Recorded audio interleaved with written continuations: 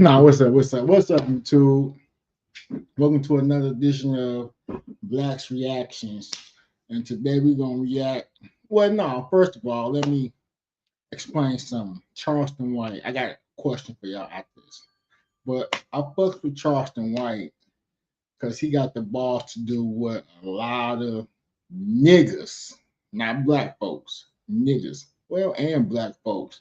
He got the balls to do a lot of things that black folks wouldn't be able to, comprehend, and just I don't know. But yeah, talking about fuck King Von son, fuck this, fuck that, fuck this person, fuck that person.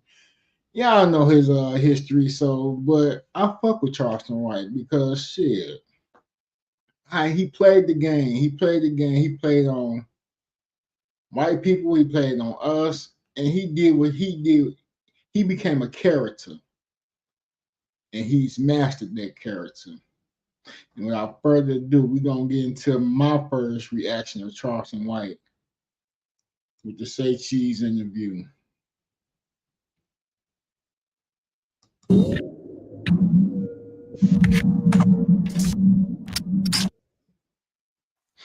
Oh yeah, Charleston White. got my popcorn ready. Yeah. I'm starting to think that's my name. We're back, man. For the first time, I really been worried about you, man. Oh, you have? Since the Charlie Kirkland situation. Oh, you worried about me and Charlie Kirk? Well, this is the first time you made white people mad. And when you make white people mad, it's a totally different mad than black people mad. Well, I done made him mad before. I just wasn't as big. You know, I went against our local police department when Desean Stepto killed Officer Garrett Hull. Mm-hmm. So with that right there being said, so right now I'm finna get to the understanding of how he became who he was. I think he probably said in other interviews, but this is for me, so I'm finna get the full understanding of how he became who he was, or a little piece of how he became who he was.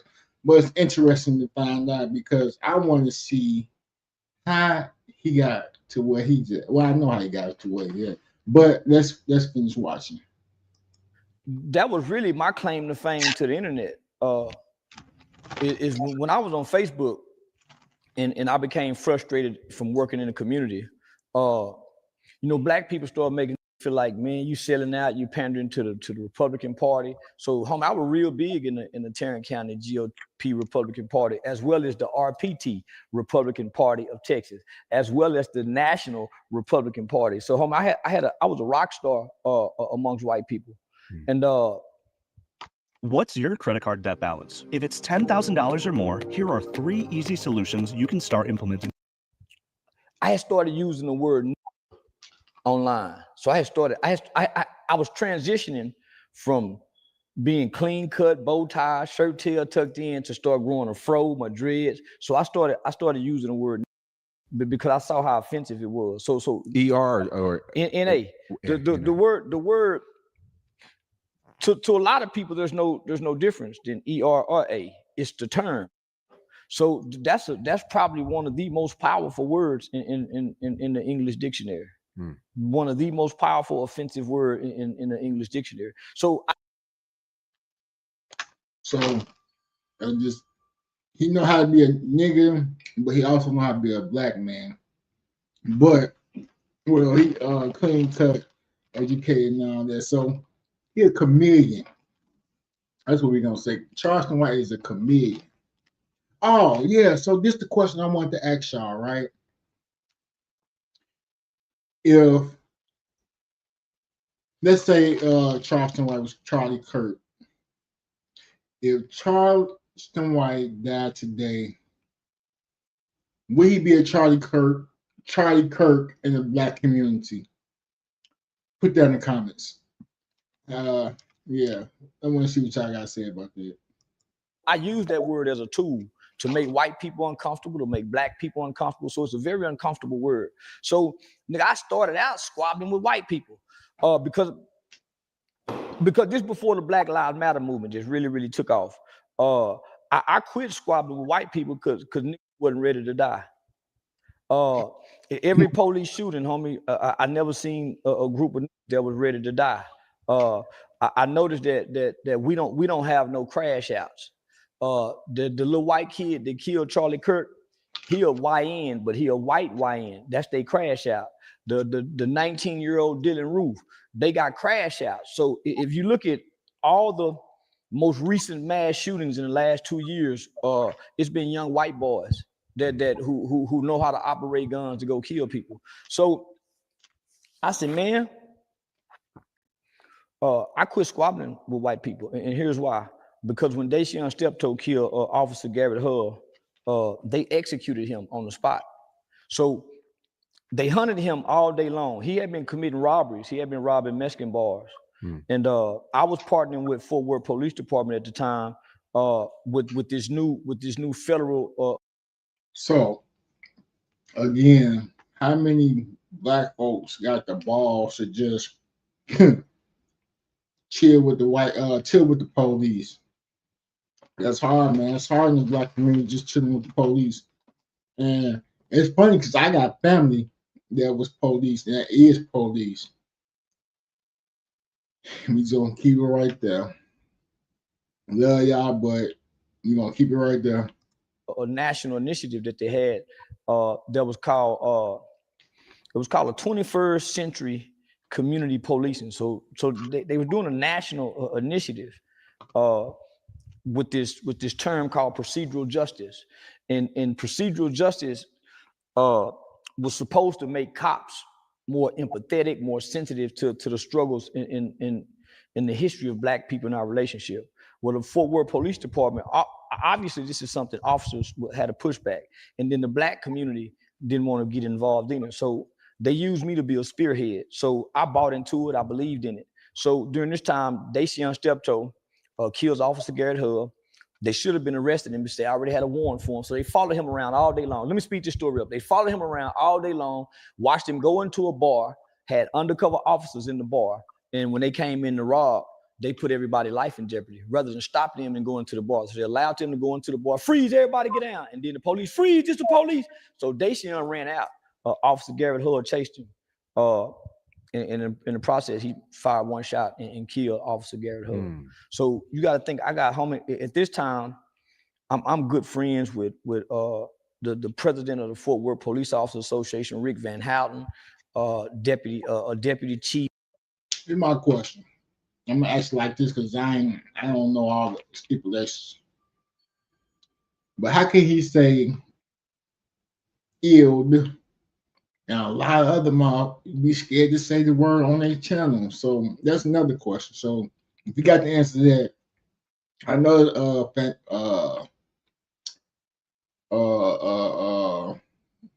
damn, I can't even think of the word now. But the cuss words, whatever. I can't think of the word for cuss words. But yeah, I'm trying to figure out how he could say the word, but other people are scared to say on their channel. Put in the comments and let me know, because I want to know, because I'm a cusser. I cusses this. Chief Ty Harris, Deputy Dean. I'm cool with Chief Joel Fitzgerald. So I'm having regular meetings with these top-ranking brass. So when this happened, I couldn't believe that the police would execute him and not bring him to justice. They killed him on the spot. So they didn't put him in handcuffs. They shot him in the foot. He had literature marks where they choked him. He was a little skinny nigga like me. They broke his arm in two, and they shot him in the chest because Officer Garrett Hull was their sergeant. He was the leader of the SWAT team, and they called him Rambo. He had spent 3 tours in Iraq, so he was a bad man in law enforcement world. So for Desean to kill him, that was a blow to the SWAT team. Really appreciate it. So yeah, they killed Desean. So I get a call from Desean's stepdad, who's a good friend of mine, a guy by the name of Supreme. And they tell me what happened. They wouldn't let the mother or the father see the body. So I realized if you make the police mad, you kill a cop, kind of like what's going on now, you really don't have no rights. So rather than me continuing to align myself with the police because they wrong in this situation, I align myself with the family.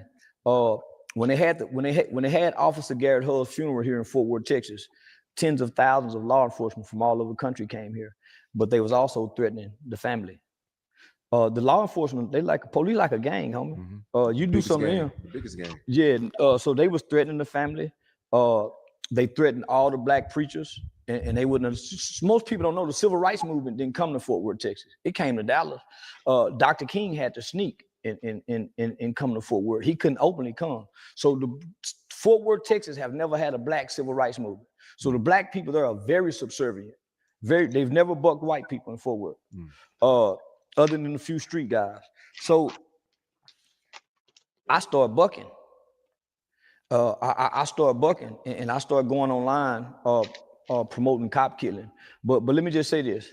I had got into it with police during a city council meeting a week or 2 weeks before Officer Garrett Hull got killed. And I made a post online that I said, I pray in the name of Jesus that a Fort Worth police officer dies in the line of duty. And then I said, and then it was a councilwoman by the name of Gina Bivens. I also made a public prayer in the name of Jesus that councilwoman Gina Bivens have a heart attack. Both of those happened within 2 weeks.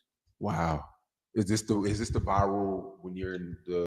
Man, shout out to Charleston, right? First of all, and I'm just looking right now. This video was done 7 hours ago, and at the time, this man got 182,800. Damn, 185,088 views. Shout out to, and see, that man doing numbers, man. That man doing numbers. So I see where my money gonna come from. Just the time I was going to the city council with nigga on my shirt, hollering about I wish we can rape white women. So homie, I had already been bucking white people, but they know me. So it's like the straight A student all of a sudden just turned gangster, and they say, man, something happened to Charleston. So now I'm bucking white people in a way. When you said those two things and they happened, the people, I mean, yeah. So let me tell you what happened. So when that happened, homie, I started calling downtown, I wasn't making threats, but I was saying, I called and told David Cook, who was the city manager of the city at the time, that I hope his daughter grow up and marry a well-hung black man who beat on her and have anal sex with her rough and real hard after you kick her ass and make her like it and lick her tears. So I was just calling down there because this is what I understand. My mouth is deadly. My words hurt just like punches. Nigga, I have a way of articulating words and delivering words to make you feel like I hit you. And that's what I'm saying. Like, how many black folks can do that, get out here and continue to do that? The bullshit he does. I ain't even say bullshit. The gimmick he done. How many black folks can do that? Survive and live and tell about it. That's some gangster shit. Gangster shit. And it'll activate those kind of emotions. So I know that. I know that's a strength that I have in speech delivery. So I know how to use words as weapons. And it make other people respond to want to hurt me. So I'm calling downtown doing this. So again, now I can imagine me doing that shit. I'm in Memphis right now. I ain't no pussy, I ain't no punk, but I ain't finna do that shit. These YNs out here is crazy. No, I stay to myself, but shout out to my man. I just ain't got the balls to do it. So I it's my dude. I like him. I don't even know him, but I like him. So then I'm going online, marking the death of Officer Garrett Hull. I'm marking his wife, his widow, his 2 children. So I'm doing just what I did to Charlie Kirk, but I did this to law enforcement. Just what I'm doing to Charlie Kirk, just what I did to King Von, Gilly Kid's son. I did the same thing to the Fort Worth Police Department. Nah, I'm from Chicago. No. And I'm from 63rd and Laughing, 62nd and Laughing. So, for all you motherfuckers in Memphis who think I'm from the suburbs, no, I'm from 62nd and Laughing. Them GDs, but I still wouldn't go out there doing that shit because I wasn't no gang member, no way. But that's what I'm saying, shit like that. He fuck King Von, shit like that. I'm not doing that shit. I'm not doing to the shit out these niggas out here, cause no, hell no, I ain't got. So they Cop was white. Who? The police officer was white. Yeah, he was white, and he was killed by a black kid. Yeah, a gangster. You know, he was a gangster. See, he went across the railroad tracks and was robbing Mexicans, the immigrants. They can't call the police. If you are someone that literally writes anything for any reason, even text messages that. So one day I get kidnapped by the police, and I call it kidnap because I got pulled. They watched me all day long. So up until that day. Before he said, and that's why it's good to have friends and high places. I ain't gonna lie, I started the video, but in 12 minutes I said, you know what? Fuck it. I got shit to do. I got bills to pay. My bitch left me. My bad. But yeah, I got bills. I gotta get going. Shit. And back to Charleston, right? Because I see where I'm gonna get my bread from. Because of the rhetoric that I was using on social media and on Facebook and coming downtown with that same rhetoric, I was under constant surveillance from law enforcement because of my rhetoric had went from talking President Trump to nigger, kill white folks, rape white women, shoot white babies. They need to shoot. So, homie, I started praising school shootings. I started going downtown, yelling out during lunch hour that Timothy McVeigh is my hero, that I can't wait till we start raping white women. So you even heard me say that to our mayor, say, I came down here to do that because that's a form of fighting back. It's called uncivil disobedience. You can have civil disobedience. Uncivil disobedience. I've never heard of that. And that's why I say, man, a lot of black folks ain't never heard of that. But I'm being uncivil, but I'm not breaking any laws because I'm not threatening. Yeah, cussing is a disorderly conduct. So I didn't know that. My rhetoric had changed, homie. So they put me under surveillance, sat on me all day long. I was sitting at the classy lady, decided to leave one day. And when I look up, I got a bunch of cars following me. So I make a right going toward Ramey. I get pulled over by undercover cars, the police. Now, normally I could jump out the car and be like, man, what y'all pulled me over for? And at this time, I was driving a 300 Chrysler, the 300 Chrysler M before they turned it into the Bentley style. So I had that Dodge Intrepid looking motherfucker, but it was like the Dukes of Hazzard. I had to reach outside the door to open the car door, but the windows didn't let down. So I had to open the car door and say, hey, man, free, get back in the car. Nigga, this is something different, because they had never treated me like that before. So when they put me in the car, they said I was being arrested for a broken tail light. And I ain't gonna say his name, but one of the MPOs said, Charleston, you must have pissed somebody high up off. I said, man, you already know they are. So they took me to jail. And I called Lisa Pamplin, who's a very well-known attorney in the city. Hey, Lisa, man, I just got arrested. She said, like, subscribe, and comment. Like, subscribe, and comment. Hell yeah. What, Blue? Because they called me Blue. I said, a broken tail light. She said, what? Her what alarmed me. She said, what? I said, yeah, man, a broken tail light. She said, man, don't say shit. I'm on my way. So this is where at times I talk too much. Before we hung up, I said, say, Lisa, whatever you do, don't let these motherfuckers Sandra Bland me. So about 30 minutes later, the arresting officers, they all come back. But I've been in the holding tank for an hour or two. So when they come from the back, I'm saying, man, what these motherfuckers doing still here? But they got a stack of paperwork. They done went and got all my Then I went and got all my social media posts where nigga we keep bragging about killing white men, kill police officers. They went and got all praying. They went and got all them social media posts, and they came to the door and said, Message. "Come on, Charleston, let's go." Message. I said, "Go where?" Idiots putting The all exact their- words, we transferred you to the mental asylum. And he had a smirk on his face. I said, man, you know, I'm an arrogant nigga. Yeah, I'm a very egotistical nigga. So I walked out that motherfucker. Man, y'all finna lose y'all motherfucking job. Y'all done fucked up. But before he transferred, before he said I was being transferred, he said I was being transferred under a Senate bill. And at the time, Sandra Bland had just died. So this is what most people don't know. They got a Sandra Bland Act, and it was called SB Senate Bill something, but I had never heard it before. So the Sandra Bland Act in the state of Texas, because she had a smart mouth, and they took her to jail, and she hung herself, as they say. So now the Sandra Bland Act gives the police power to take you to the hospital if he deemed necessary. So let me tell you the difference.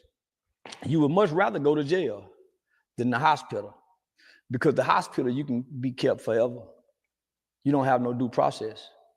So that's why our government is pushing mental health. That's why if the police come and you got a smart enough mouth, that's how they make you disappear. So they knew that, right? But none of us know about the Sandra Bland Act because it had just got passed. So black people was clapping for this act. So if they would have took Sandra Bland to a hospital, we would have never heard of her again, because it's called a civil commitment. They started practicing and doing this with child. See, they start using unjust laws on people who they think is deemed less than worthy of themselves, right? Black people. So they try this out on us first. So they started using civil commitments on child molesters and who they think would get out and probably do it again. So they would be sentenced to 15 years. When it's time for them to come home in 15 years, they would send them to a civil court, and the court to say, man, we think you go again. You can't never be free. So they put you into a civil commitment. They can do that to the average human, but we don't know that, the average American. So I do process rights are taken. Yes. So I go to jail. From jail, you can look me up. Okay, we see he in jail. From jail to the mental hospital, you disappear. Because under the HIPAA laws, they can't release your medical information. So your family called and said, man, we can't find him. We don't know where he is, ma'am. We don't know what you're talking about. We looked at all the jail. Nick, if you can't never make the call, but by the time you make the call, they done shot you up with drugs. You don't see a judge. So no one is saying, hey, and you can go get on the phone and call somebody. You don't have to ask to use the phone. It's girls and men and women. So it's like you and your neighbors in there. So when Lisa say don't say nothing, I don't say nothing. So under the Sandra Bland Act, I was transferred to a mental asylum for making threats against the police, and I was ready to go to war. But where I at home, I had been going to the gun range all that week, and I was going live showing how I've been practicing on my long range distance shooting. Yeah, but I'm just bullshitting, you know. And so when I get pulled over, I got over 300 rounds of ammunition. I got all kind of black liberation gun manuals. I got a whole bunch of shit. I'm looking like a domestic terrorist. Plus the shit I've been saying. So yeah. So the night of Officer Garrett. Hey, now watch this. How you say yeah, ain't move his mouth. When Lisa say don't say nothing, I don't say nothing. So under the Sandra Bland Act, I was transferred to a mental asylum for making threats against the police, and I was ready to go to war. But where I at home, I had been going to the gun range all that week, and I was going live showing how I've been practicing on my long range distance shooting. Yeah, but I'm just bullshitting, you know. And so when I get pulled over, I got over 300 rounds of ammunition. I got all kind of black liberation black liberation gun manuals. I got a whole bunch of shit. I'm looking like a domestic terrorist. Plus the shit I've been saying. So yeah. So So the night of Officer Garrett Hull's funeral, I held security at the mother's house because the police were riding by there, intimidating them. So homie, the police, some dirty motherfuckers, the bad ones, not the good ones, but if you do some one of them, homie, they turn into a vengeful gang, and they torment your family, everybody. So every black preacher in the city was afraid to have a funeral. Well, I done got into it with every black preacher in the city. Nigga, man, Dr. Bell, man, I done got into it with every black preacher. So let me just say this. Nothing can happen to a black person in the black community without the white people first going to their religious leaders. The black people give the okay for us to be killed. The black people have to give the head nod for Malcolm. It's a black person, someone in the planning of this, and even with Malcolm. So, excuse me, sir, how old were you when you made your first million? What is this for? We're trying to get advice for the younger. At one point in time, all the black preachers, because I had become so polarizing amongst white people, all the black preachers in Fort Worth said, man, they got together and they told an elder guy by the name of Eddie Griffin, man, what we gonna do about this young brother, Charleston White? Well, at the time, Eddie Griffin was my mentor. They wanted me to get away from Pops, because Pops a street nigga. So Eddie Griffin said, oh, man, don't worry about Charleston, I got him. Once I couldn't be controlled, the police came to me one time and said, Charleston, what's your relationship with Pops? Why you so homie? They wanted me to get away from that old man because of the knowledge that he would feed me. My not that my love for white people was changing. I was starting to learn how to love us because of those showed me how to love us. So I started saying, so they sent Deputy Chief Deem. They sent Sheriff Bill Wayburn. Sheriff Bill Wayburn came to me while at a function with Lieutenant Governor Dan Patrick. So I might have some very influential white people that and I remember the old told me, homie, he said the worst thing you can do, homie, is for white folks to know your name as a black man. Mm. You don't want white people to know your name. So he said, yeah, white people know your name. So that's interesting to me because he's a nigga. But you say you don't want white folks to know your name. That's just like when you get pulled over and get pulled over driving no license and all that good shit. And you get pulled over for the first time, you keep doing, they're gonna keep fucking with you. I sure know. So yeah, so let's listen to it. This man be spitting some knowledge, some jewels. But again, that's why I asked if Charleston White was to get shot in public today, will he be loved like Charlie Kirk, whatever the fuck his name is, Charlie Kirk? And I'm gonna do some more on him because I want to know who the fuck he was. Some say he was good, some say he wasn't racist, some say he was. So I want to know for myself. But Charleston, let's go. So when I do this, I hold security for the family by myself. No Muslim would do it, no Crip and Blood. So this is when I realized it was cowards. Farrakhan, the Crips, the Bloods, the RBG, nobody wanted to stand against the police, homie. So I bagged my little old car up in the driveway with my guns. I smoked weed all night long. It was an RBG there drinking with no gun, playing like he tough. I held security so this family can get some rest, his mother. And that's when I disappeared after that. So I done stood 10 toes down. Wait, you never explained how you got out the mental hospital. I'm finna tell you. So I stood 10 toes down with white people. So the first nurse that I seen, she was a black African lady. And she knew I wasn't homicidal. She knew I wasn't suicidal. She just online showing his ass. But nigga, this is done by your government. This is higher up saying, do this. So she says, yeah, let me call your mother, make sure you don't harm yourself. So she recommended I go home. The black doctor, because they're gonna have a white boy do it. So the black doctor said, no, I think you may try to hurt a politician. Well, why ain't I charged? Why ain't I charged then? Because y'all like to give a nigga criminal record. Well, the mental health strips me of my guns. The mental health strips me of my gun, right? If they can get the mental health tag on me. But they can't mental health me. I have no history. So they keep me, they transfer me to JPS. I never see a real doctor. This one I knew this shit is a game. For one, I got Medicare, Medicaid. If I didn't have Medicare, Medicaid, they wouldn't have done that, because who's gonna foot the bill? You see what I'm saying? Number two, they want to abruptly snatch me off the streets to see what kind of drugs is in the nigga system. Cause I want the first thing to do is take you. Okay, so you took a blood test. You're not going past intake if you don't take a blood test. You'll never get out if you don't do that.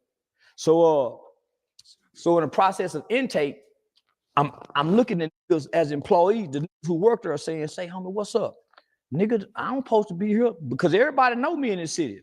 And everybody looking like, man, they fucking over you, nigga. But they can't say it because they got to keep their job. So I go act like I'm on the phone, say, man, nigga, how you get out of here? Shit, nigga, you got to take the medicine. Take what medicine? Nigga, ain't nobody told me I got to take no motherfucking medicine. Shit, the doctor. What doctor? Man, I ain't seen no doctor. Why? Medication. What medication? That doctor didn't say I had to take no medication. Mood stabilizer. What you mean a mood stabilizer? You seem like you upset. I'm being held without my will. So they got all kind of ways to play on you. So first night, I'm considered high risk because I'm asking questions like, man, do we get to go outside? So now they're saying, oh, he gonna try to escape. So they put me where the craziest of the crazy motherfuckers. Where you look at the motherfuckers and say, man, what time is it? I don't want to go. I don't want to go. You say, man, goddamn work. So this nigga in the twilight zone. Trying to break a nigga mind, homie. They trying to break. So my mama said, son, I don't know what you done to get yourself out of it. Whatever you done, you got to get yourself out of there. So I'm thinking, I done grew up in the boys' home. I'm a state baby. This the same system. Play the system. So I started working the groups. Man, I'm having problems. Yeah, homie. And I never saw a doctor. I never saw a doctor, but they were giving me drugs day one. And if you refuse the drug, they shoot you with them. The drugs is like,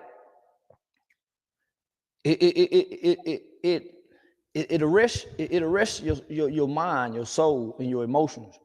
It takes your mind, your soul, and your emotion, and it puts it in a closet somewhere in your body, and you're just there as a shell. And people there talking to you saying, yeah. But the real you say, man, I'm on this medicine. Hey, man, no, this ain't me. But you saying, yeah. So nigga, time they give you a lawyer, but by the time you see your lawyer, yeah. Nigga, you on medication. So how else you get out of here? Take the medicine. They want you. It's a money game, homie. So I refused the medicine at first because I'm saying, what's the side effects? They said, well, no side effect. I'm telling this nurse who's trying to give me medication, everything got a side effect. You don't even know what you're signing. You just signing. So I never got diagnosed. So this one I knew it was full of shit. I said, they just trying to break it. I never seen a doctor. I kept seeing student doctors coming from college, student doctors. So after 7 days, an attorney finally come, because now they want to take you before a judge. But what else do they have to take me for a judge other than this? So that remind me of my last time I went to jail. I'm gonna tell you a story because I went to jail for a DUI in Fayetteville County. And normally when you get a DUI, you're supposed to be for 3 days. Be 3 days. These motherfuckers kept me there for damn near a month. For a month. And the crazy thing about it, so, and then I had another case pending with an ankle monitor on. So, and this is how they fucked me. So, and it's crazy because my mama was going through her little shit. So, they had me in jail with an ankle monitor. I was supposed to go to another case. They they gave me a warrant. They put a warrant out on me because they said because I missed the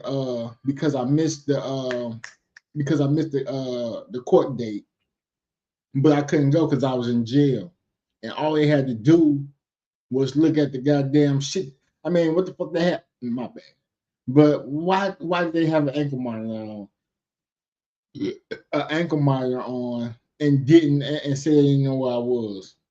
So and that's the bullshit I had to go through. A whole ankle monitor. They said they didn't know where I was, and I just had to bite the bullet because my mama.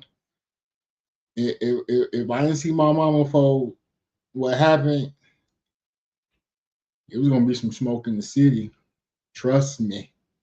But I seen everything, and when she seen me before she went on to glory, that's the biggest motherfucking smile I've ever seen her, and that shit was, yeah.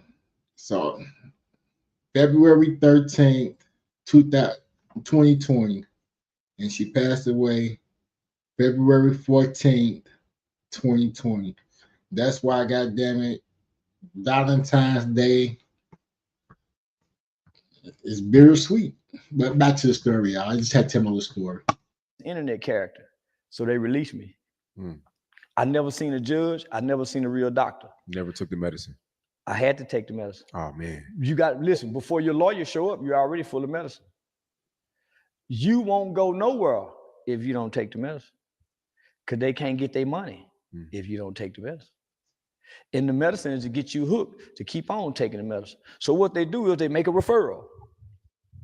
Now, if you go with that referral, they got your ass once you get out.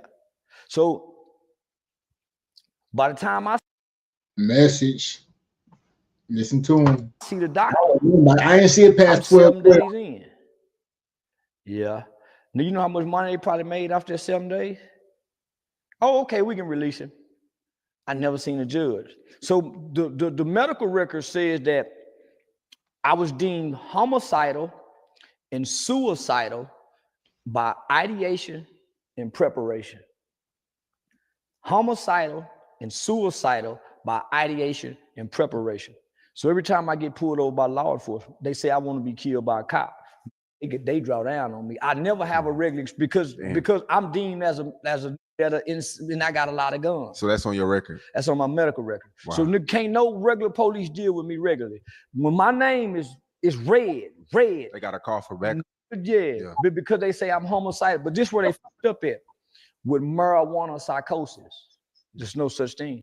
If you live in a Tennessee zip code and have 0 DUIs in the last 5 years,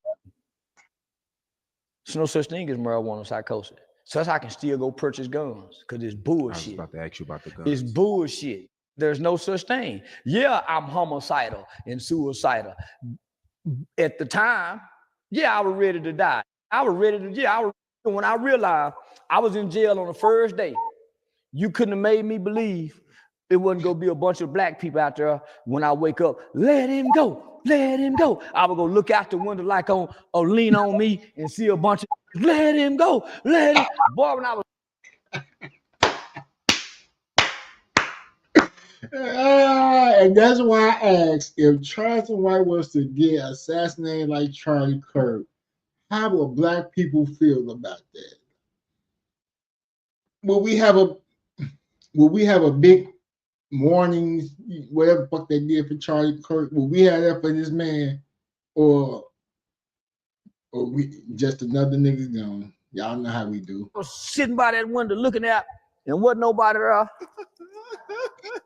Say, boy, that second day, I just knew they for the bust through the walls to come get me. When did nobody die? Was nothing. The old words came to my mind. He said, ain't nobody getting in the car with you and you fight police. And you go downtown and talk bad to white people. What? Don't know do that. Dr. King didn't talk to white folks like you. Malcolm didn't talk to white folks bad. So this is what made me turn to the others.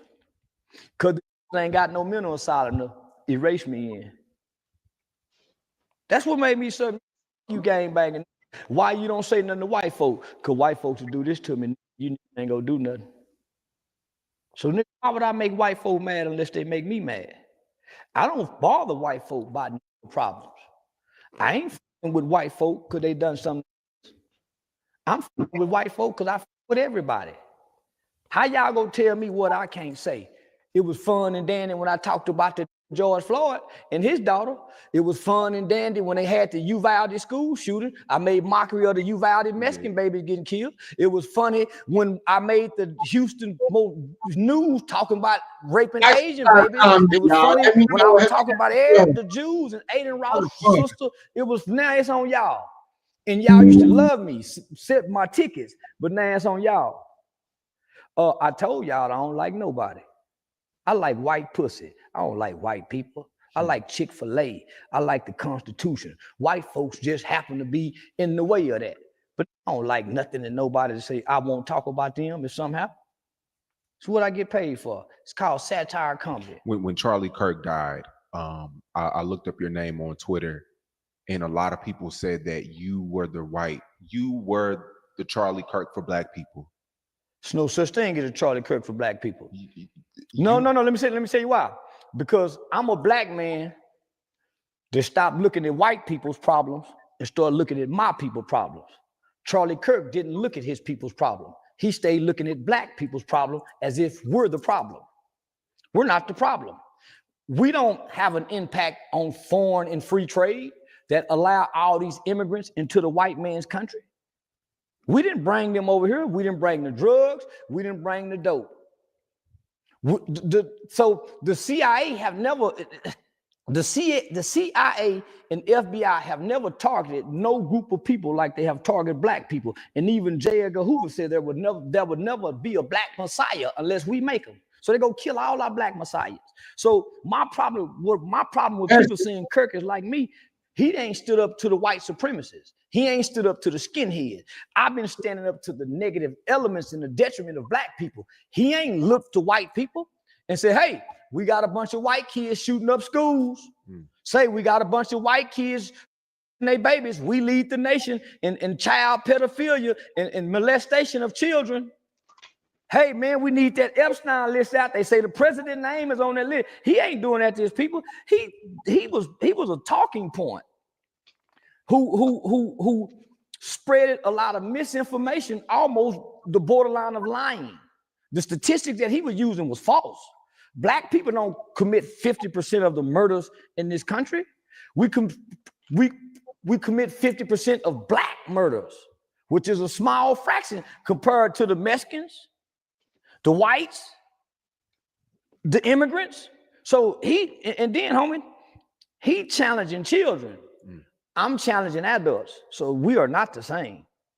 He wasn't putting his life on the line because he was talking just about black people. He never talked about nobody else as if black people are America's problem. So that's my problem with that shit. Hell, he ain't no me.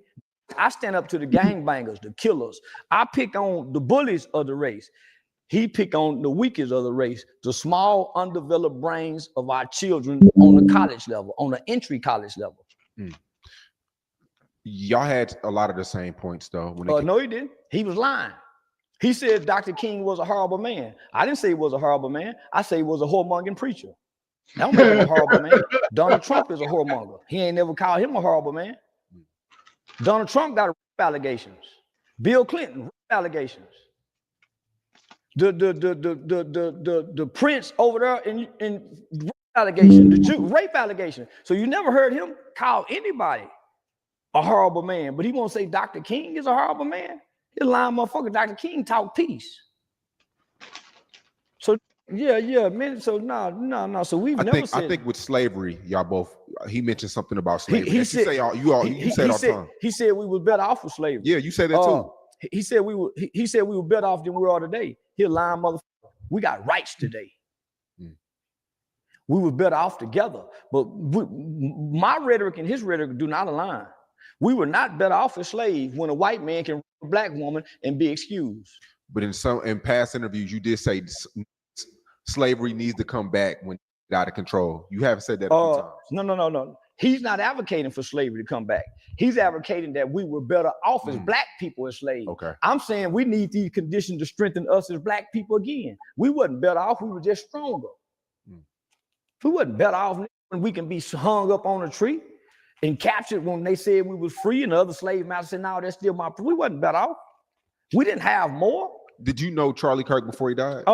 No. I've seen him debate a few times, but I want to say, me and him was on a segment together on Alex Stein's show, on Prime Stein with Alex Stein. So I want to say we had a brief segment, but him and Alex Stein is real good friends. So, but I never heard of him, never knew anything about him, never seen a video before he died or nothing. So I'm saying, why would we be affected by a white boy getting killed by a white boy? Why would that bother black people? It don't matter. We don't cheer it on or nothing because his rhetoric don't reach my ears. He's never came across my algorithm. You know why? He arguing with college students that don't know a mother thing. He couldn't have debated me. He couldn't have debated me. One of the biggest lies I heard him say is that Trayvon Martin hunted George Zimmerman in the middle of the night. Then another thing I heard him say that black women can't think. Black women, he can't think. But then he says, hey, y'all seen that Charlie Kirk? Hold on. Damn, how I want to do this? We're going to get back to this. But Charlie Kirk gets annihilated.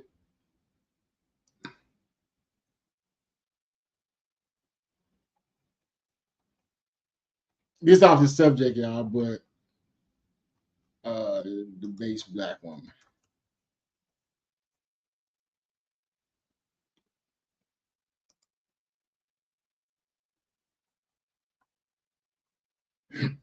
Sorry, y'all, I'm getting off the what's the name, but it don't have it. It don't have it. It don't have it. They ain't gonna show when he got his ass ate up by that black lady. Now I gotta find it because goddamn it. My bad, y'all. But fuck it. Get back to it, y'all. Have you ever wanted to see your home from space? With this free satellite Earth Maps tool, you can zoom right down to your exact Republican Party. So I was real big in the Tarrant County GOP Republican Party as well. So nigga, they trying to make it seem like black people ain't worked to accomplish what we done accomplished. And they forget they ain't built shit. So when I heard Charlie Kirk talking, all I heard him talk about is negative rhetoric, negative points, negative statistics about black people.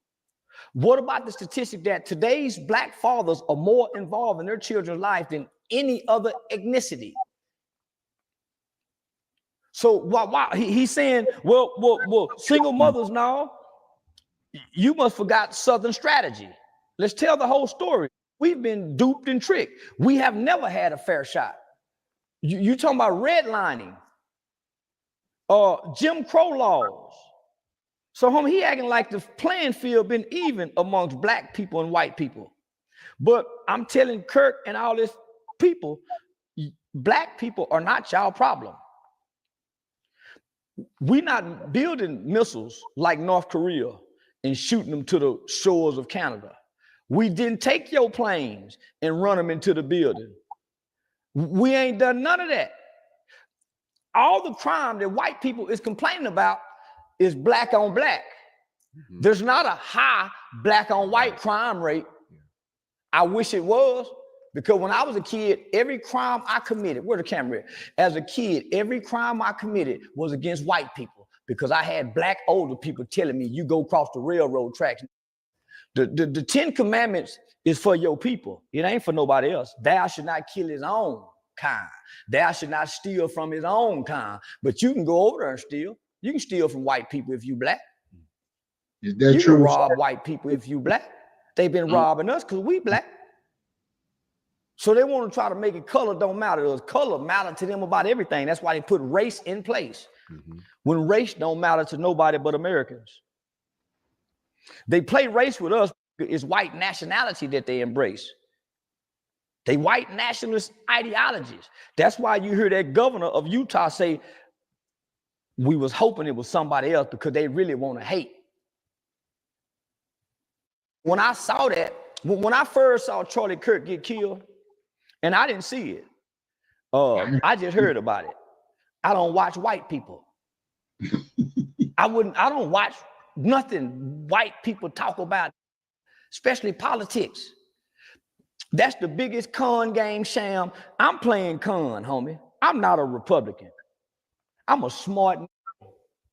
I'm not a Democrat. I don't give a fuck about being Republican or Democrat. I'm playing on both parties because both parties is dumb. All you got to know is some basic information about history and the Constitution, and you can play both sides. Because both sides are one and the same. A group of hateful old white people that are living in white fear because they know they done everybody wrong. And their greatest nightmare is one day somebody sits over them. They're losing their country and they blaming we ain't sent 9 grams of fentanyl across the borders that's destroying their white kids that's overdosing on fentanyl and opioids. That's true. We ain't sent now motherfucking me coronavirus disease. Spit your knowledge. Spit your knowledge, nigga. Spit your knowledge, nigga. But for real though, yeah, man, we don't do none of that shit. But we are the most hated. And we the most hated on ourselves. That shit is crazy. But we ain't did none of this shit he talking about. Nothing. Over here to cause a wipe out of sick, homie, but they blaming they as if the crime bother them. Our crime do not affect white people. You know why? Because they got the prison on the stock exchange. So it ain't costing nobody no money to lock it up. They making money off locking it up. There go your free labor. So they complain about crime. They need this crime to keep black slaves. That's why even if we never commit a crime, before you're born in America as a black person, you're already a criminal. You know. Let me see if you say your security number, your social security number. Let me see if you say something. Why? Because we can line up 50 black women. Oh no. How many black? But I don't, if y'all didn't know, if y'all ever pay attention, and I want to see it, but if y'all ever pay attention, our social security numbers and our names, like it's something about our social security numbers. I can't remember what it was, but look it up, do some research about it. Our social security numbers is like real jail numbers, like real live jail numbers, Our social security numbers like real live jail numbers. You know your social security number by heart when you go to jail. So yeah, and I know a little something. Black women are having boys. They raise their hand. Okay, all black women line up over here. We go 1, 2, 3. One of y'all boys are going to prison before they're even born. Well, who's saying that? America. Because America has a booming prison industry. And they need this prison industry. Not only that, it strips. I just want to say this. I be talking about other motherfuckers and they be like, God damn, nigga, stop the shit. But they got 201 popular in Memphis. They talking about building another jail, prison, whatever. They got the Penna Farm. So they got the Penna Farm and they got 201 popular. And they talking about building another one. Now just imagine how many other states are building other prisons for us. It's crazy, y'all. It's crazy. These black people of the rights we once gave them because we still need slaves for free labor. So this crime don't affect us. And it don't affect white people while you're using it as talking points. How many black women having babies? 1, 2, 3. One of y'all going to prison. You know why? Because the American statistic says 1 in every 3 black males will go to prison or be on some form of community supervision in their lifetime. It don't say maybe, it don't say well, but it says 1 in 3 will go. So who makes this shit up? We can go look at black babies. 1, 2, 3. Boy, one of these nigga babies going to prison, and there's nothing nobody can do about it. Nigga, they put this in place for this race. Prison was not put in place for nobody else, but specifically this race. Yeah, we'll put others in there, but the majority is for these people. These people pose the greatest threats to us because they might want retribution one day, because we ain't never been fair to them. We ain't never been fair to them. So we got to make sure they stay where they are, because our greatest fear is that. I thought I was going to stop it, but listen to this man. Fuck all the bullshit he do. He do that for the algorithm. But if y'all sit back and listen to this man be spitting some knowledge, some jewels. So that's why I say, if Charlie Kirk, not Charlie Kirk, but Charleston White was to get shot in public, how would the black people mourn? Put that shit in the comment. I don't care who see this. Put that shit in the comment. They get over us one day. Do you see how they do each other when they're fighting each other? Do you see some of these snippets when the 20 black guys jump on one white boy? Homie, that's their greatest fear, that it's going to be like that everywhere for them. So they make sure they put things in place years in advance, because what they said was, we must do this now for future generations may not understand. The future white people is going to be way more compassionate than these people. So they're putting things in place now that their children can't even undo, because they like their slaves. They know their kids grow up and like Jim. And Jim, when I grow up and I'm slave master, I'm going to let you free, Jim. Even the kids had empathy. That's why they love us today. That's why they needed a Charlie Kirk. Homie, Charlie Kirk was a puppet for white supremacy and white racist hate in the name of, I invite you to the table. Hi, I'm Brett. And I'm Jonathan. This is Darla. And this is Brett. We're the founders of the farm. But I get to edit the talking points. I invite you to the table, but I'm targeting the younger minds. It's no difference than the LGBT that puts things in Disney channels, because whenever they want to build prisons, what they do is they target 3rd grade literacy tests. Who can read in the 3rd grade? Okay, we go build 2,000 more prisons based on these reading statistics, because these motherfuckers going to prison. Homie, so they're targeting our children. So what did Kirk do? Because you had Glenn Beck, you had Rush Limbaugh, you had Bill O'Reilly. They could not connect with the young people the way Obama did with white young people. Mitt Romney couldn't do it. Donald Trump really couldn't do it. So they needed a young figurehead. They tried to get Aiden Ross. Aiden Ross' group is too young. That's why he got to interview the president. They needed somebody who didn't embrace the way Aiden them did. They needed somebody that could whitewash, that could be a great white hope, that seemed like a perfect symbol. They found Charlie. Charlie he just don't love the culture. He's not indoctrinated into the culture. He has a lot of black friends. He has a lot of compassion. He's not a racist. He's a good speaker like Dr. King. He's their Dr. King. Dr. King, what they wanted him, they made him that. He was just a charismatic leader that can speak, just like Charlie. And they took him out. Wow. Think about what he's saying, y'all. Hold on,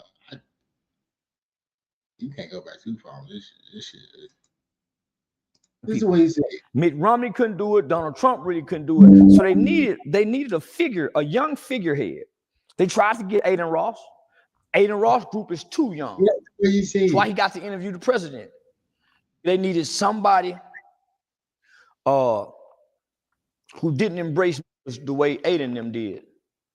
They needed somebody that could whitewash, that could be a great white hope, that seemed like a perfect symbol.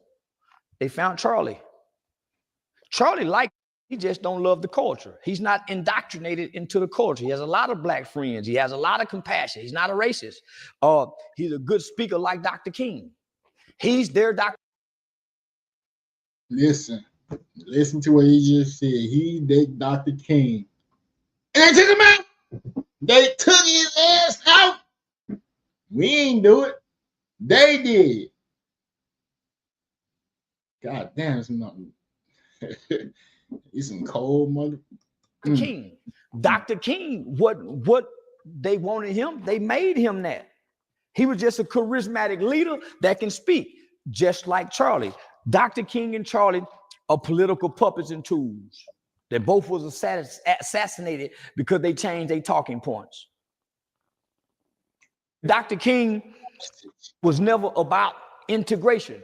That's what white folks wanted, to cripple blacks' economy. Integration strips black people of everything. The fight was always about equal rights and equal protection, something we still don't have. Equal rights and equal protection. They can make mockery of George Floyd. We can't make mockery of nobody. We lose our jobs. They can do the Eric Garner challenge. I can't breathe. They go viral as a police department and never lose a job. They say, hey, let's do the Trayvon Martin Skittle challenge. They lay down with the Skittles. So they can do all of this, homie, challenges. And there's no repercussions and backlash. But it is for us.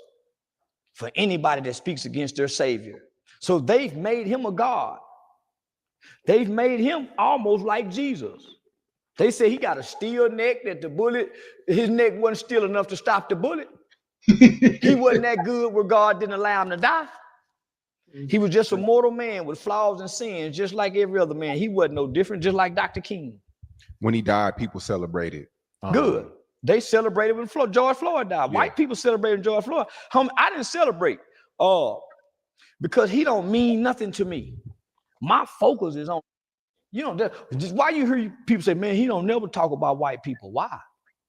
White people ain't bothering us. I had to tell it today on a live, homie, there's been 2 black boys found hanging. Why me and you on here talking with nappy hair about this white man and he was killed by a white man? Why? So Charlie Kirk was given a few $1 million from an old white man to go out into America and win the hearts of young Americans for this Trump election. That's why you're hearing him saying his voice will echo for future generations. They needed a great white hope. Too many of their great white hopes was dancing the tune in the sounds of their niggas. They last great white hopes, other than the old ones like Rush Limbaugh, Bill O'Reilly, so they couldn't use them, homie. That's why you don't see them on Fox News. They went and got Charlie Kirk. They went and got Aiden Ross. They got Alex Stein, and they use these non-racist, non-hateful-hearted Caucasian guys in the name of standing in Christianity. But they even hung us in the name of Christianity. You said if he would have went to a HBCU, it wouldn't happen. He'll still be alive. Explain they just would have recorded him. You see, I went to a HBCU. They just wanted to record me and ask me a bunch of questions. You still stormed off, but because, homie, my time is valuable. I just left a high school that has a resource center with canned goods, clothes. So I'm talking about let's partner over here, man. Let me bring Aiden Ross in here to school, man. Let's build this resource club, man. So who do I give money to? So this is what I'm on. I'm coming over here knowing the HBCU struggling. Man, who can we help? Who can we help? They want to debate snitching. I stayed an extra day with a pocket full of money to bless. Man, I could have been gone. And I was on the mushroom with that jitter dick still on the. So I've been fucking all night. We've been out all night party, nigga. Been all night. The mushroom still on the ass. I want to go back and fuck, and I ain't got no drawers on. So they had to give me a belt at the high school. So they give me a belt at the high school. So I'm thinking, okay, I'm finna go back to the room. Man. Who was you fucking, Charleston? Who was you fucking? And let's just run over here right quick. I'm like, let me go throw my jewelry on. You know, nigga want to get fresh. So, so ambush. So when I'm sitting there, homie, I'm saying, man, pay me for this. Homie, they don't even respect the time. I ain't into snitching. So why am I on so many? Nigga, I was disgusted. So I understand how Charlie Kirk and them can go and say all the things about us when they doing this shit on the college campus, homie. Homie, he would have slaughtered them with their minds, homie. So I got to overheard with these are doctors such and such. What we doing? So homie, I was disgusted. And I went to calling the kids. Man, y'all get y'all mother. I thought, man, y'all ain't no motherfucking kids no way. That's why y'all mama, man, poor ass mother. So now I'm mad at them. And so now I'm saying to high school, homie, why? I done been through this shit, homie. Charlie Kirk had a motherfucker give him $4-5 million. I didn't have nobody give me nothing. I did it for 10 years. I would say, mama. My mama would give me some money. The old, I done had a few politicians, white politicians, but it wasn't until I started threatening these street to call the police on them that I really started getting community help. I'm gonna start, so street saying, man, that nigga really do be doing it. And I ain't taking the money. So for me to have to be making money now, me and my kids living a life we ain't never dreamed of, why would I go back to helping black people, homie, when to help black people don't help you and your family? What type of white threats have you been getting over the last week? Have you been getting? I know shows have been canceled. Yeah. But so what is the white? How are white people treating you right now? In person, lovely. Online, I don't know. Because I'm so trending right now. It's so many messages. I just see what's in the comment section. You're gonna get Charlie Kirk. So, how many different people don't realize? I ain't afraid to die. Because I ask people who tricked us into believing that death is a bad thing and everything has to die. Every flower, every roach, everything has to die. So if the good people have to die, the bad. So who say death is a bad thing and why should you be afraid of it? And we all have to walk that journey. So I don't let nobody trick me to make me think.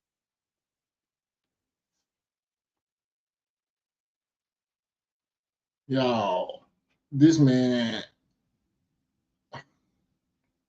chameleon, Charleston White the chameleon, and I love it. Death is being a bad thing. I don't want to die and have to live. I want to live. So I wake up every day to live. I don't worry about dying from death. I can't stop it. And when I'm dead, I don't know I'm dead. So who gives a oh, we go laugh when you die. So I ain't gonna know. And then my kids just go cry till the insurance policy kick in. They realize daddy done left them. Man, they go, damn, my children ain't gonna last long. Now them hoes might be mad, but nigga, I'm gonna have them in position where they ain't gonna cry. So now, everybody go be in position. So now, I didn't celebrate it one way or another because I wasn't in tune with him. So when I heard it, Aiden Ross had called me and said, hey, Charles, what you think about it? I said, man, that's fucked up. They'll kill the dude. Because he said, yeah, the same people that's laughing and celebrating him will laugh and celebrate me and your death. So, nigga, shit don't bother me. Nigga, I celebrate people's death. Who told you celebrating somebody's death is wrong when y'all celebrate the dead for Halloween? Even your Christian Bible tells you let the dead bury the dead. Don't celebrate the dead. Don't honor the dead. Love thy neighbor. Honor thy mother and my. So how can y'all do all this shit for the dead and worship the dead? Make idols. We're going to do that. These are Christian people doing this. And the Bible totally speaks of that, speaks against that. So these aren't real Christians. That's why they want to embrace hate in their heart. So initially, just like with Gilly the Kid, I showed empathy for Charlie Kirk. But boy, just as soon as I saw the next day that white people and media outlets were saying, we can't say nothing bad about Charlie Kirk. They said, you can't nobody. So people are losing jobs. So I done lost. So they added 8 more shows. So I will book every week from here to December 31st. I done lost at least 10 shows. I don't give a damn. When you're building a business, writing is how you pitch, lead, hire, and connect with other people. Now, Grammarly is great because it has... Who gonna tell me what I can't? So listen, I remember one time as a kid, they used to have them light covers up there. And in them old cars, the light cover come off, you can see the light. And my mama seen me looking at it one time. And she was going into the grocery store. She said, boy, you better not touch that light. Soon as she got out the car, because she said it, I touched it. Finger burnt like a mother. She spanked me. She said, I told you, I seen you thinking about it. Fast forward till I got a little older. Her and her friend was going out one time. And her friend said, hey, I'm leaving my car keys in here. Y'all better not drive my car away. But she was joking. I wouldn't even think about stealing her car till she said it. You can't tell me what I can't do. If you say, man, you can't do that, I'm going to prove to you I can. So the fact that white club owners, white club managers, when I go on stage and say black people need to be taken back to slavery, I can't wait till white folk put us in slavery.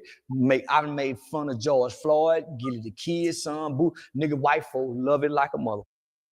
So I'm saying, well, maybe let's see if they can take it. They can't take it. They've always ditch hate out and cry if it come back. They always play victim when it come back. So nigga, just the fact that they said I can't do it, my agency mad at me. Even my mama said, son, I said, mama, let me read what I told my mama. I said, mama, the fact that they saying I can't say it, that's what's making me do it. So I thought of all the horrible things you can say about Charlie Kirk, and I went on a rant for days because who gonna take this freedom of speech away? And that's what Charlie Kirk spoke for. So the more I researched Charlie Kirk, the more I saw he was a white Charleston white. I'm not a black Charlie Kirk. He's a white Charleston white because he talking crazy to about nigga shit. But he's also promoting free speech. He's also saying there's no such thing as hate speech. So the shit that I'm saying, Charlie would clap for. Even though it's wrong, he has a right to it. So I'm saying white folks are pure hypocrites. Look at them. This is what Charlie stood for. The very exact thing that I'm doing, telling the masses of people, you, we need shootings. This was good for Charlie because we get to keep our rights. Even Charlie said that. Charlie said we need these shootings to keep our rights. So what the fuck are they crying for? And I'm saying what I say all the time. Homie, we need police shootings, my nigga. Police shooting bring niggas together. We need, don't I say that? Yeah. So me and Charlie are one and the same. So why would white people come up against me? Because I'm black. I was their boy.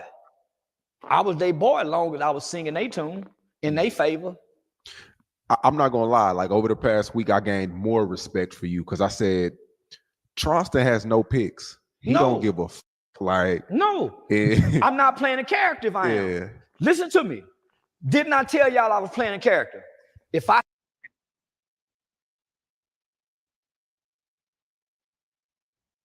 Yo, I've been saying that shit for years, man. Playing a character.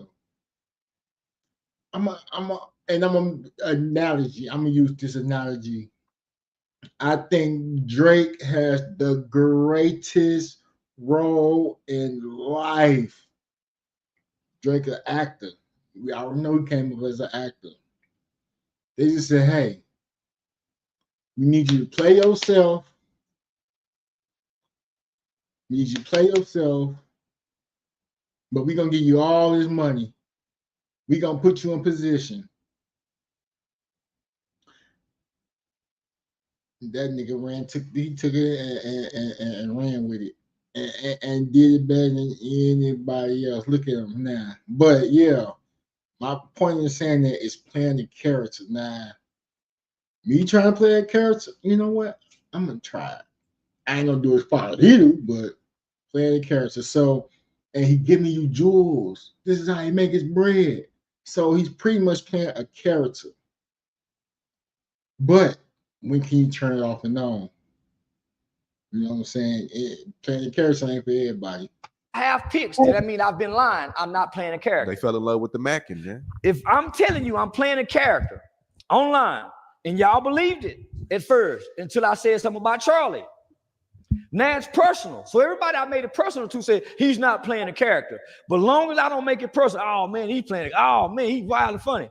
So if I decided to go along with everybody and not speak on Charlie in the way that I did, then I've been lying. I'm not playing a character. I'm really playing a character. Half the shit I said about Charlie, I don't even mean. I'm just now starting to learn more and more about Charlie. As a matter of fact, one of Charlie's good friends, Alex Stein, texted me, said, man, I'm at the funeral, and told me, man, Alex said, man, and Alex Stein is a good friend of mine. His dad, how many of these white Jewish people that got a love for niggas. His daddy was been a bail bomber for 50 years. No Pops, no Billy Ray Maddox, no the Douglases, the men, no every Bobby Reed, no everybody. They out and gamble with the sheriff and so that was my bail bondsman. Alex Stein, daddy, that's my bail bondsman every time I go to jail. I ain't gotta come with no money or nothing, nigga. The judge, so they started giving me no bonds because Alex Stein daddy was getting me out with no money. At first, I was using money to get out. They hit me with a $90,000. Alex Stein daddy started getting me out with no money. So they ain't like that. So that's why I started getting hit with the no bond. So these are my friends. That man got friends in high places, man. And that's why he can do half the shit he do. And let me try to do that shit. No. I can't see me going out talking to, but hey, to the police like that. But I mean, shit. But that man got friends in high places and he played character. So the man dropping jewels, man. Aiden Ross is my friend. So when I said that, homie, I hurt my friends. Just like I done said some shit about black people that hurt some friends. When I said some shit about Gilly's son, my mama. When I said something about Lil Ronnie's son, my mom and family. So it's no difference. But I'm saying, man, who care about what I say? Look at what humans do to one another. So I'm saying, look at all these white people want to hate. They want to hate. But they were so disappointed when they find out they can't hate their own. Because they will not hate their own. They will not hate their own. So I had to have some empathy. Because niggas, some people I know is attached to them and my words is affecting them. So Alex sent a message to Sane and Dewberry. So man, tell Charleston, man, you know, Charlie was a good guy. He really loved black people. So I trust what Alex say. Alex personally know him. So but I don't mean I'm gonna stop. It's a character. And it's a method to the madness. I'm standing on free speech no matter what I'm saying. There's no hate in my heart. I don't mean it. Talking about white men, I don't mean that. And then this what got me. I'm saying white people done turned hateful. This is an instance where black people, no white people ever show compassion. In a police shooting, black people are unforgiving, just like these white people. We won't forgive nobody. We saying off with the head. We want to punish white people. And it's all white people we want to punish because one white officer killed one black dude. So we do the same thing. That's what I mean. We are just like our slave masters. We have become them. We hate like them. We eat like them. We like red meat like them. We like to be in cool air in the air conditioner where it's cold and cool. We don't like to be in the sun. We like them, homie. We run from the sun like them. We don't start putting sunscreen on like them. We get the same diseases they get. And we've never gotten the same diseases as white people. The Indians were the only ones because we never ate like them. We have the same diets. We eat at the same restaurant. No, we go to the same doctors. So of course they're going to diagnose us. Yeah, they don't know how to diagnose. That's why they study our bodies. They don't study their bodies. The oldest bones is an African woman named Lucy. Those study her, the DNA from a black woman, not a white woman.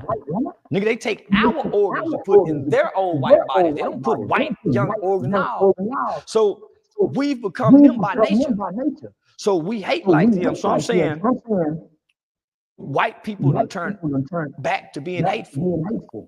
Until Charlie Kirk White spoke yesterday at the funeral. Yeah, to hear the words, I forgive you, homie. Some powerful words, because most people don't say them. She forgives the shooter. Yeah. My victim family forgave me, and I got to hear him say it. Look me in my eyes and tell me. So, yeah, that tugged on my heart. I said, yeah. Nah. So, but I had already proven my point. So if you notice, I really don't mention it. I wanted to use the verb when it was sensitive. That's when I attacked. And I think I've proven my point. America is a hypocritical nation. Whites, blacks, this is not a Christian country. When you have the leader of the free world, of the president, just says that I'm not like Charlie, but they're honoring Charlie. President Trump, homie. Your leader's supposed to always have compassion. They let me know Trump is a weak man. thug, a weak man. Woody, strong man. Only the strong can show compassion for the weak. Trump can't show no compassion. White people don't show no compassion because they're weak. You're not going to believe what happened. Tell me everything. I'll show you on Monday.com. So I started the biggest initiative. But Charlie and his wife were strong in spirit. She said, I forgive the shooter. So she didn't allow the seed and the roots of white racism and white hate to run parallel with her husband's voice. Because they say his voice will be heard in future generations. Well, along with his voice is a voice of hate. Our president. And I voted for him. He said, I hate my opponent. How can you hate another American when he's done nothing to you? Just a difference of ideologies and political opinion. So for him to stand over a man who professed Christianity, professed his faith in Christ, welcome all ethnicities and people to the table to have a discussion. And what I found so remarkable about him, he never got upset or offended by anything. So his mannerisms is something that I admire because I see that in Aiden Ross. I see that in a lot of other people. Homie, in order to be in a position where he is, you can't get angry. So you never saw a clip where he got angry. Because I'm passionate about some of the things I speak on. If you catch me out of character, I'm going to get angry. I was angry at that school. species. Maybe I felt attacked, I felt ambushed, I felt I was angry. But on camera, homie, I ain't bringing my emotion. So that's what I admired about it. But to have a president, homie, the world is watching, and they're saying this guy is a believer in Christ, and they're talking Christianity only for the president, who maybe is an atheist, to reject everything that man stood for. And said, no, I'm not like Charlie. And then said this in front of his wife after she says, I forgive him. That was a spit in the face of his legacy. You don't profess hate over love and forgiveness. So he almost drowned out her forgiveness because there was somewhat of a cheer in the center of the arena. You didn't hear no other cheer around, but there was a section of cheer in a small section of that arena that you hear some people applaud to hate. And there's nothing that, and this is what I should tell myself. When I say, man, I hate you, Daddy. I should go in the shower and say, man, God, please don't let my heart be hard toward my own people. Because I know there's nothing that nothing good can do with a heart full of hate. Saying good, man, love and hate and good can't coexist in a heart with hate. So for our president to confess that, what comes out of a man's mouth is in his heart. And he pressed it. He was proudly saying it. So pride comes before destruction. So what I believe what we're seeing now is the destruction of white America, not America. I don't think Charlie deserved to die. I don't think nobody deserved to die. I don't think nobody deserved to die. But some people who done kill people. Yeah, I believe in the death penalty. But Charlie ain't hurt nobody. Charlie ain't hurt nobody. But he deserved a bullet. People who hurt people, that shoot people, they deserve bullets. People who fight people, they deserve knuckles. You reap what you sow. You live by the sword, but Charlie didn't live by bullets. But you also have to think. I don't believe, man. I don't want to get into the conspiracy shit. But when you look at what done happened since his death, with different things that have been signed into law and things like that, you almost think that he was sacrificed. Yeah, he was sacrificed. He was sacrificed. You feel like that kid for the greater good of America. You feel like that kid was in it on his own, or it was a team? That was a team. Just like we saw him climbing down, somebody else saw him too. Who looking at the camera that saw him walk up there and climb down after the shot? How did that 71-year-old man know that was going to happen to jump up and say, hey, God damn it, I'm the one that did it? only for them to find child porn in his phone. He know he got child porn in his phone, and he finna jump up at a shooting like this. Homie, if we can see it, it's not real. If they let us see it on television, it's a smoke screen. From the 9/11 planes flying in, homie, they didn't let us see. They didn't let us see when it hit the Pentagon. They let us see it run into the homie. No, they let us see George Floyd. They don't let you see the other ones. So other police shooting, they give you details like they gave you George Floyd. So homie, these are. See, that's what made Charlie Kirk dangerous, because he wasn't talking his belief system. He had talking points for movement. You and him had the same take on George Floyd as well. Yeah, he didn't really. He didn't really have a lot of good things to say about George Floyd, like yourself. Yeah. I ain't got nothing bad to say about him, other than he had misinformed talking points. He had screwed statistics that was shaped for rhetoric. But what make him dangerous, homie, is what they're doing to black people is no different than what Hitler did to the Jews in Germany.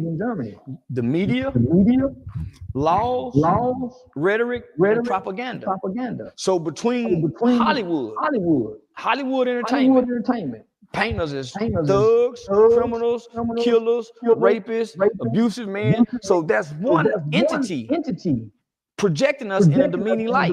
Then you got the news media. Every night you showing crime. Nigga, they got different terms for us. You haven't heard this little white kid be called a monster, be called a savage, the things that they say about us. Nigga, they soft with him. They're making excuses for him. He was a good kid till he got with the transsexual, start fucking the Democratic boy. So they blaming liberalism. Not a kid with an undeveloped brain who did not make a lifelong decision, because the human brain does not develop. And all the science, research, and medical data proves that the human brain does not develop to at or around the age of 25 based on the prefrontal cortex of the brain for you to make a logical, rational decision and say, this is what I want to do. So that's not what he really wanted to do as a kid. So when you ask a kid, man, why you do that? And they say, I don't know. They really don't. It's impulse. It's impulse. So that's why that kid will not be sentenced to death, because our Supreme Court have already ruled you can't kill this baby. You don't have developed brain. How old was he? He's 20, 21, 22. Nah, he's gonna get a death penalty. No, you don't think so? It's an undeveloped brain. New users can now get NFL Sunday Ticket for 8 payments of only $34.50 per month to watch. It's not a lifelong choice and decision. The Supreme Court have already ruled you can't give these motherfuckers life without parole at this age. You can't give them life without parole. All the mitigating factors come into play with the death penalty. So let me say this: Dylan Roof killed 10 people. Why he didn't get the death penalty? He killed 10 people. Why he didn't get the death penalty? Homie, this is rhetoric and propaganda. What was your thoughts on Jimmy Kimmel being canceled? Nigga, I had been canceled, so fuck Jimmy. Fuck about Jimmy being canceled. Was it wrong? Yeah, it was wrong. But nigga, don't cry about it. It's worth losing. Nigga, when you got rights, and you standing for your rights, whatever they take, nigga, is worth losing. Nigga, whatever. No, nigga, your rights is worth dying for. If not, you ain't got them. So, nigga, I'm with Don't Tread on Me. Yeah, I'm with Don't Tread on Me. So I'm gonna say anything I want to say online, because I got a freedom of speech, and I'm not hurting nobody. Not hurt nobody. I heard with my words. Maybe you're feeling it, but who have you hurt with your words that you live with in the household that you hadn't apologized for to be? I'm gonna say this, and this is to us. Don't try this at home, fellas. If you ain't got the friends, the cojones, stuff like that. Don't try us at home. Don't come to Memphis with that bullshit. Don't go to Chicago. Everywhere else I've been in other little places, whatever. But Memphis and Chicago, don't go there. So affected by my words. So now, nigga, white people in America is full of shit, and this is Babylon. Would you talk publicly in front of 4,000 people if you were paid to do that? Yeah, I have before. Would you do it now? I mean, at the peak of the Charleston white. I don't believe nobody will harm me. Really? Yeah, really. Don't you see how I live? I walk around this motherfucker carefree. Yeah, nigga, I don't believe because I'm not targeting a marginalized group. I'm targeting us. That's why I don't say nothing to white people. So I don't say nothing to Mexicans. I don't say nothing. I used to fuck with them people, but I realized, nigga, they not our problem. They not our initial problem. We are our initial problem. Just like we're not their initial problem. We're not their initial problem. Israel is. Russia is. North Korea is. Venezuela is. Mexico is. But black. You know, that's crazy he's saying this, because we get all the shit, but and it's crazy because they got this country, that country, this country. I'm starting to think motherfuckers don't hate us. They just hate the white people in the country because they be, y'all know what it is. But it makes sense what you're saying. They don't hate us. Americans. We're not nobody problem. Black people problem. And we ain't gonna accept that as we the problem. We're not the problem. Yeah, opioids is. That's affecting white people. So yeah, nigga. So you know, when Justin Bieber, he's the reason why activists is no longer. When TMZ posted all of that, there was no empathy for drug users into the opioid crisis. See, white boy had empathy under the law. He get caught with cocaine, he cool. The nigga get caught with crack. There's no empathy. The law put it in place that we're gonna do them like that and us like this. So that was put in law. So they looked and said, okay, this is what black people get caught with. Nigga, once they realized, nigga, Justin Bieber was they Aiden Ross, was they first Charlie Kirk. And the nigga snatched him and pulled him over here. So he was, and they got him when he was a cute little lily white boy in his almost adolescence. So he was with the nigga culture from his adolescence to almost his mid-20s. We fucked the boy up. Partying with Diddy, with Usher them. So nigga, now he hanging with these rapping niggas. He taking trips to LA, car breaking down in Compton. They making him do push-ups and sing in Compton. Man, the white people had to do something. Well, they said, man, he done got hooked on this new phenomenon that these black people have introduced. Not only did it get him, it got Aiden too. My first man, hey man, who get you on that shit? Them niggas didn't. Man, this is why Dr. King get more niggas in their school. Because they're going to pick up the negative elements of our culture. And we go mistreat them in the process. Because we don't like nobody just like them. So homie, when they went in this house, and everybody saw this on TMZ, nigga, he had soap. And back then, that's when the paint bottles were 150. You get a paint for 150. Nigga, he had paint bottles everywhere. And TMZ blasted that. It was a drought on activists that summer. That summer, it's been money put into the opioid crisis because white people have always been able to maintain an opioid addiction. The mothers, the fathers, nigga, Adderall, nigga, they dope fiend humans. They can maintain, get up and go to work. But when you start doing drugs with this culture don't get high and go to work. They get high and party and say, fuck work, I quit. White folk get high and still get up and go to work and get back responsible Monday. This culture has no responsibility as dope fiend. White boy get high and go work on cars all goddamn day long. Nigga get high and go fuck. nigga, that was the first sign of white people needing to separate their children from the hip hop culture with Justin Bieber. Now look at he said some facts.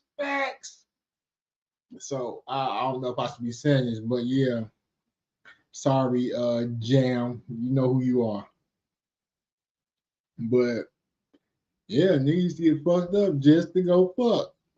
That shit crazy. Like I'm a like when I drink, I ain't one of these motherfuckers that want to go out here and go fucking fight and do all that shit. No, for what? I'm fucked up. I don't want to fight. I want to fuck them. And that got me in a lot of trouble. But yeah, he right about that. I just had to say that. Boy, fucked up. We don't know what's wrong with him. He won't say what's wrong. We don't know if they fucked him. He won't say nothing. He's just taking it inside. I feel bad. Yeah, I feel bad. Whatever it is, he won't run back. Y'all don't know. Justin Bieber got on the black market a sex tape. And him getting it, yeah. So they did that boy wrong. These niggas. He don't want to do. He don't want to have nothing to do with niggas. So you can't blame white folks. But nigga, we not the problem. We not the problem. Nigga, we still trying to survive as a race of people. Do you believe the popular phrase "black people can't be racist"? Is that true? Yeah, black people can't be racist. We've never had power. They say it's what's on the inside that matters. If we were racist, we would do what I tried to do as a kid, commit all my crimes against white people. I thought I was racist. Homie, my whole objective every day as growing up as a kid until we caught our murder case, because I'm listening to the older blacks, like the white people listen to the older white. Nigga, if you see a white boy, it's like a lion in gazelle. Get him. If you friends with a white boy, fuck over him. Steal from him, take advantage of him, fuck his sister, bully him. No, nigga, he got to show you he ain't a hoe. So, nigga, the whole objective was when they look at us, you play on the nigga. Everybody play on us. We don't play on them. Nobody's taught us how to play on white people. They've been taught how to play on us. Nigga, we've never studied white people. They've studied us. They know us. They know what triggers us. They know what excites us. That's why we're their consumers. We don't study them. I've been studying Charlie Kirk. I've been studying niggas. Anything that I talk about, I study. Because I want to be efficient in what I'm saying, whether it's good or bad. So I study you, nigga. You catch my attention, I'm gonna research you. Stay up all night looking up shit on your motherfucking ass. Black people can't be racist, my nigga. We're super prejudiced. Ethnocentric, but we're not racist. Racism has to do with a power structure. We don't make laws. We can't disenfranchise anybody. So no, we can't be racist. We can either be criminal or prejudiced, one of the two. And none of us are waking up being racist criminals because they got a hate crime for it. So there you go. I know you're gonna hate this next question, but we did an interview about 2 weeks ago, and one of the top comments were, "Where is Charleston's wife?" And it was a whole conversation about your business. Y'all be seeing in the comment section. Yeah, that's like the number one thing. Like your girlfriend was in the back, and it was a whole conversation about where's Charleston's wife, where's the big pretty house, where's the big morning breakfast. The fan, your cult following, they want to know. I've been on tour for a year, so how I'm gonna get the morning breakfast? Yeah, I've been on tour for a whole year. My question is, why they worried about who I'm fucking? Yeah. Why they worried about who I'm fucking? I mean, and what's so intriguing about it? Nigga just know Uncle is a Mac in the plate. Yeah, and I get to do what your dad and them couldn't do. Nigga, when you reach this kind of level of status and fame, nigga, you do what the fuck you want to do. Yeah, you do what you want to do. As long as you ain't intentionally trying to hurt nobody, fuck what you do, how it make people feel. You ain't trying to hurt nobody. You just doing you. So I got all my women. Yeah, even the ones I ain't got, they still mine. Yeah, no, even the ones I ain't got still mine. You can't engage and interact with me. And think you just get to know, nigga. It's a certain element that I leave behind that you can't forget. So where she at? In the comment section with y'all. Yeah. See, nigga, ain't nobody mad but the people watching. Yeah, ain't nobody mad. So you see in the same comments I see. I be laughing like a motherfucker. You even addressed it though. You addressed it online. I said, nigga, why y'all worried about that? And I done addressed it with her right there. So I'm saying, nigga, if y'all seeing what I'm seeing, you think everybody ain't seeing what y'all seeing? I ain't hiding nothing, nigga. A man don't hide what he do. That's what the little boy do because he's scared to get caught. Nigga, I'm a man's man. You can't do this if you compromise. The only man can't do what they think I'm doing is a man that's compromised. He need his woman. I don't need my woman for nothing, nigga. God didn't give me the woman to need her. God made me to need him and made her to need me. So man wasn't created to need woman, nigga. Man was created so he need God, and woman was created because she need man, and man need a helper. So all successful men got more than one woman. They just got different names. Rather than Susie, Becky, this is a secretary, this is my bookkeeper. Then they get different names, but they all your women. This is my usher. She leads my usher board. That's them nigga women, homie. They got an attraction and likeness for each other. That's why they got the job. So now, nigga, you got more than one woman. You just don't know that because you don't know who you are. And just because you got more than one woman don't mean you sleeping with all of them. Yeah. Now, nigga, I know a nigga got a wife, a girlfriend, a hoe on the side, a bitch he fight and fuck with, and a prostitute he see regular. I heard my granddaddy say he had all them. So, nigga, I set out to be like granddaddy. Have me a chain with a pinky ring and a Cadillac and a house. I set out to be like the men I saw before me, nigga. That had plenty of women. Do I have plenty of women? Yeah, I'm a king. But I ain't sleeping with all of them.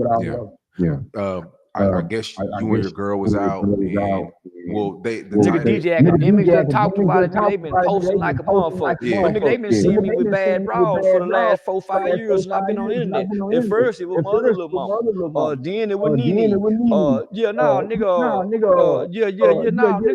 I keep telling them I'm the new Dr. King.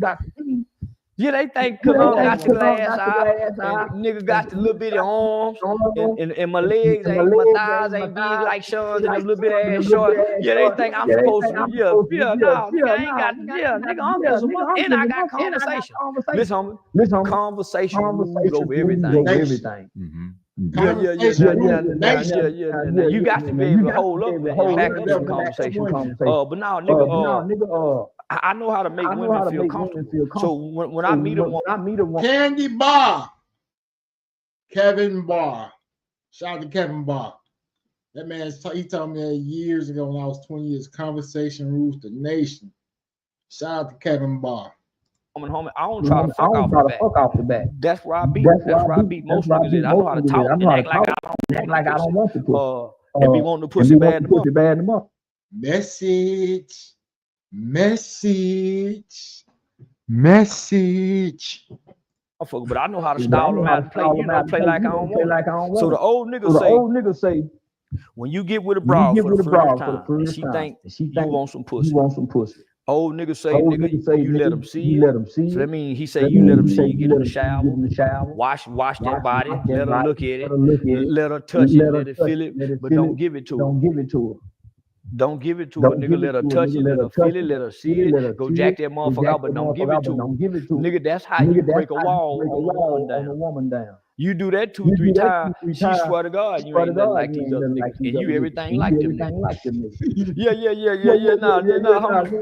But then you gotta start presenting yourself like you not like them niggas. Have you ever wanted to see your home from space? With this free satellite Earth Maps tool, you can zoom right down to your. So I try not to show any signs of jealousy or nothing with a woman. And I can be jealous, but I ain't gonna let it show because I know she'll see that as a sign of weakness. To some women, they might find it flattering, but for the most part, it shows you intimidated by another nigga. I think I'm a hell of a nigga. Yeah, I think I'm a hell of a nigga, so I have an open line of communication with any woman I deal with. If I'm cheating, she gonna know it because I'm gonna be open with her. Yeah, because lying feels cowardly. Unless I want to be a coward to not hurt you. Nigga, you lie because you're scared of hurting her. But nigga, sometimes the truth is better than a lie, even if it hurt. You see another woman? Yeah, I'm seeing another woman. Oh man, shout out to I can't say her fucking name. I can't say her name. But shout out to you, girl. You used to tell me all the time, man, you was truthful. So shout out to you. I still love you, but why, man? Stop worrying about that bitch. Why you worried about another bitch? I done admitted it. But I ain't giving you no details on me. Why you question me about another bitch? Stop worrying about another. Stop worrying about what a man do. You don't see him with. Man, you ain't doing no push-ups. You ain't doing no how. So I put it back on. Worry about you as a woman. Take the focus off what I'm doing as a man. Because if you do that, you put more focus on better in you. The pain don't hurt so bad if you focus on you. A man go be a man, ladies. Just don't worry about what a man do. He go be a man.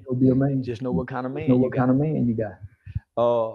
If you got the kind of man that you think is sleeping and cheating, get tested regularly. Make him go get tested regularly. Make him uncomfortable where he won't cheat. Or cheat with him. Cheat with him. Well, and the reason I say that, nigga.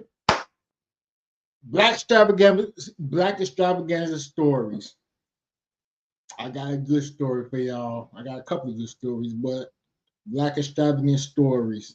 Check it out. That's my other page. I ain't started it yet, but it's coming. Because they cheat. They won't say they cheat. But nigga, they cheat. Man, every woman got a friend that suck up pussy. During drunk time. And they go back to being free and sober. Everyone got one. And nigga, I'm saying, that's their relief. To keep them from cheating. Nigga, they can go have a girl night out and get their freaky rocks off. And in their mind, they faithful, they didn't cheat. So that's why your woman think you and your buddy's doing. That's why she think you and your buddy's fucking, because her and her friends fuck. That's why it's projected to you. That's why most women now think every man is gay. Because most women have had a gay experience. So they project that on us. So nigga, what I do, I sit back with my homegirl. I sit back with my friend, with my girl and her friend. And I notice when girls get lit and get turned up and get excited, they don't look for men to dance with. They dance amongst each other. They touch each other's booties. Soon as they go to get lit, they had a thumb. Nigga, they had that shit positioned right. But if you ain't paying attention, you just think they just touching each other. They strategically place their hands, because I start watching every woman who do it, and they intentionally get around that asshole, and they put their little hand right and act like that. But nigga, them hoes be nigga, man, them hoes sneaky. We can't do that. We're not that clever. Or conniving. So we'll boldly get caught. So nigga, I start paying attention. So that's what makes the woman seem much more sexually disciplined than a man, because she can sneak and go free. We can't. You see what I'm saying? So, nigga, I just, yeah, that's been the topic, Well, that's what I'm saying. Why, nigga? Every nigga got another woman, even a broke nigga. So the same people worried about mine got a nigga or a woman fucking around. So, nigga, we all fucking somebody different. Well, his wife might be cheating. So, nigga, I don't worry about what a woman do with a pussy. You would go crazy. You can't control it. God grant me the serenity to accept the things that I cannot change. I cannot change what a woman do with a pussy who she gets to. And I ain't thinking about what she doing. I'm thinking man thoughts. Fuck I want to do. Nigga, I only really think about the woman when it's time to go lay down and go to bed. I don't want to be in the house all day with a woman. And I don't want to come home every night. Yeah, I don't want to come home every night and have to get in the bed with my woman. She feels some kind of way I ain't there.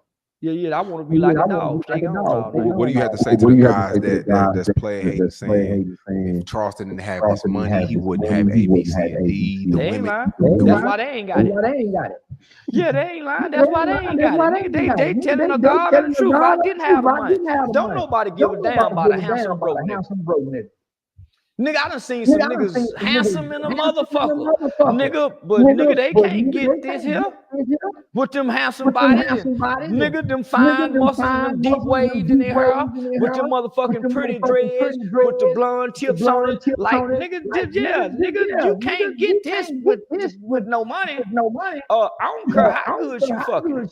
Message. Nigga, they want a nigga with some money. They want to be able to tell their friends, man, look what he got, man. No, they don't want to just brag about how much they come, cause they friends, nigga, and then they friends go to peaking. When they go to seeing what's, nigga, I'm showing and proving. I ain't showing and telling. Nah, I'm showing and proving. I ain't showing and telling.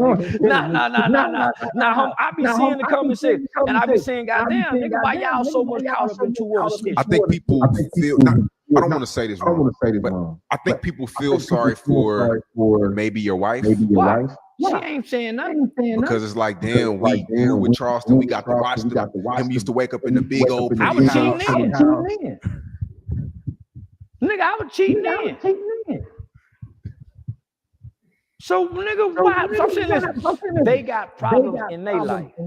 Why are poor people that can barely pay their bill worried about how many women I got? And they don't know if I'm divorced, they don't know if I'm single, they don't know nothing. Because I don't talk about my personal life. I don't talk about personal life. Nigga, I've been famous for almost 5-6 years now. They ain't seen me with my wife in probably 2 years. They ain't seen my wife in probably 2 years. So, nigga, they just speaking on the female they see me with, because she's a very, and they done see me, nigga, they saw how Brittany Reynolds was bouncing on this, nigga. Nigga, they mamas and they didn't even respond like that. Nah, nigga, I'm way more cuter in person than I am through these motherfucking fucked up lenses and things with these lights and shit. Nah, nigga, I'm always saying, no, they be catfishing on, I'm sexy. Nah, let me be immaculate. So now, homie, so I'm saying, nigga, this is how they get caught up into the celebrity gossip. The average people saying something then had a nigga cheating on them. Don't give a damn about my wife. Don't give a damn about my wife. They wasn't saying that when they were putting the address online. When we was at, they didn't say they wouldn't get it. Man, they put his wife's life in jeopardy. They wasn't saying that then. There's been a lot of headlines about you and your girl, the Danza Project. One thing that I've always struggled with, one thing I am super guilty of, is using run-on sentences. You may know them from. Well, he tried to fuck on her. Well, come to find out. We told academics he was just trying to get the Wayne in. He lied. He tried to do Woody. He tried to do a brawl like that with somebody else. The exact same thing. Nigga come around with a brawl. Nigga come around with a brawl, and while they were still in town, he jumped in the box. Nigga. The nigga just told me that today. So he said, when I said, he said, man, I laughed. And this somebody he fuck with. Homie, I know what nigga, cause I done knocked the niggas, nigga. So homie, listen. When he mentioned how bad she was more than 2 or 3 times, and let me know cause nigga, I done brought a bunch of bad ones through. But see, me and him done kicked it out a bunch of times, homie. So this what happened with these niggas. Nigga, I'm so motherfucking fly, nigga, with this shit. Cause nigga, I got money. So nigga, I can get whatever I want because I'm fly with the come and I can, man, I know how to present it where it works. So man, these niggas done been out with me and see how these hoes respond to me in these clubs. Nigga, he got to pay the fuck in the club. I knock him out the club. See, he the nigga go upstairs, get tussies, and go fuck in the room. Nigga, you go see me next week, and I got a out in the back fucking with me. I don't fuck in the club. I don't do lap dances. Nah, nigga, I score outside the club. That's how I know. Yeah. So, and I like hoes, so I'm shooting at a certain demographic. And I like the lady with the hoe traits, just with the lady characteristics. We got the hoe traits. So I know what he like. He got a young broad, 23, 24. He keep putting babies in. But nigga, he tricking the strip club. So he ain't knocking hoes like ain't none of these niggas knocking hoes like me, son. I'm the new big leech out here. Nah, I ain't bullshit. Nigga, ask any man. Why you listen? They been telling you that I've been in the strip club every night for almost 3-4 years. You ain't had no strippers ever say he broke, he didn't, nigga, none. They can get paid for this. Nigga, I'm such a player, even the club owners, nigga. Ask Mr. Hit that. Nigga, I make them NBA niggas go to showing out when I come in. So now, homie, these niggas see I'm good with the ladies. I'm really the ladies, man. I'm sure a ladies man now with a little bit of money. Nigga can wine and dine, and I got some campaign funds to get elected. See, most niggas ain't got no campaign funds to get elected. They just got a good speech. The politician with a good speech can't keep going on. I got campaign funds to run commercials, to do all kind of shit to get elected. So, homie, these niggas be hating because every time they see me, ask Rollo, ask anybody, homie, they feel me. Always got a bad. Always got a bad. That's nigga ass half paint. Always got a bad. So when I brought her, nigga, I got her out of her city. Them niggas mad in her city. I bring her to this city. Nigga, they don't be looking. I took her to DG. Nigga, she been around a year. So it ain't like she knew. And we get money together. And she a professional gambler. So nigga, she got to put something with something. And we got good business chemistry. But yeah, nigga, I'm nigga, you better not let your I'm really a perfect gentleman. So nothing else, nigga, women like that. And I'm funny.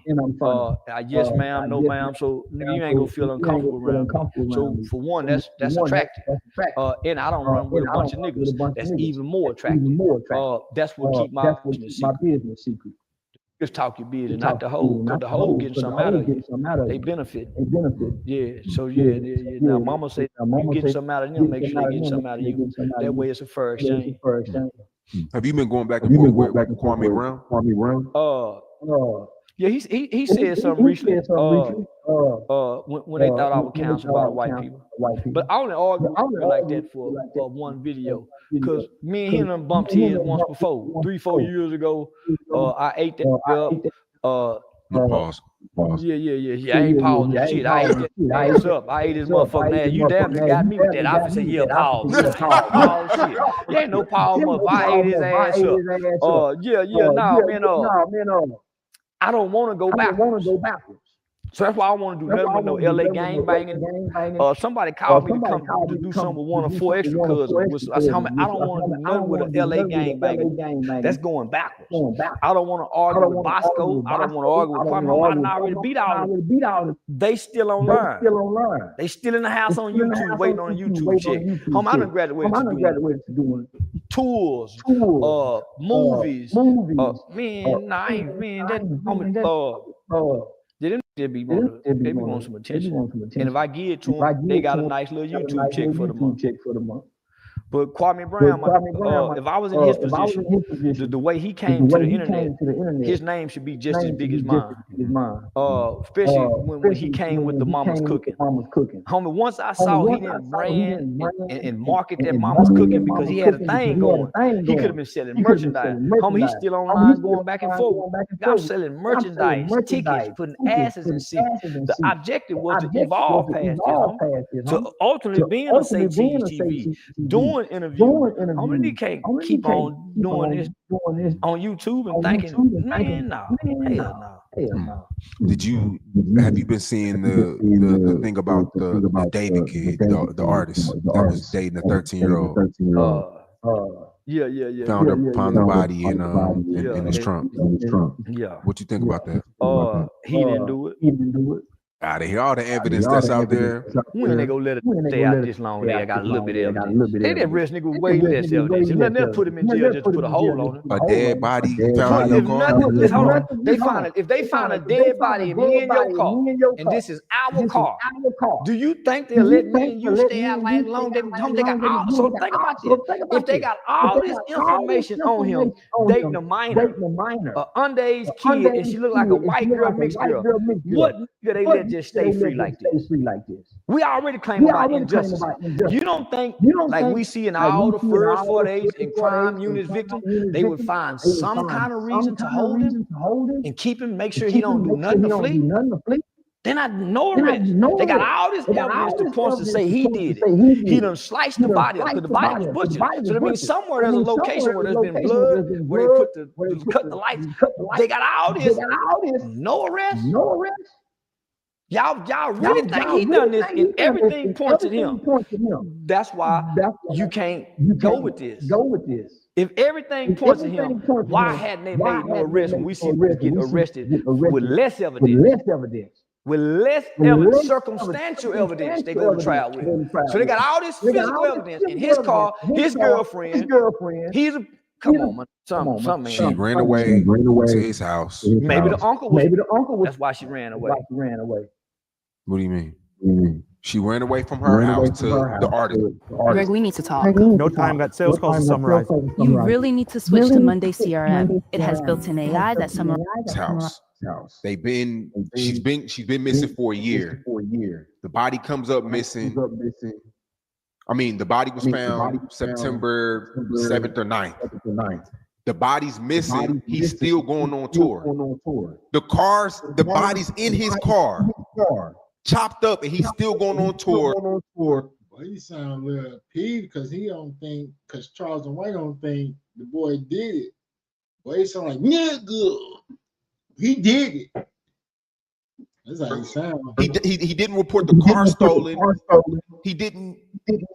Like, bro, he's talking about her music. So you mean to tell me OJ was found with a bloody glove? He was arrested immediately.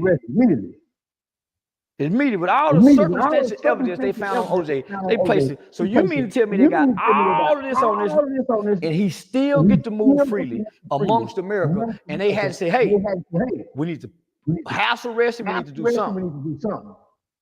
Nothing.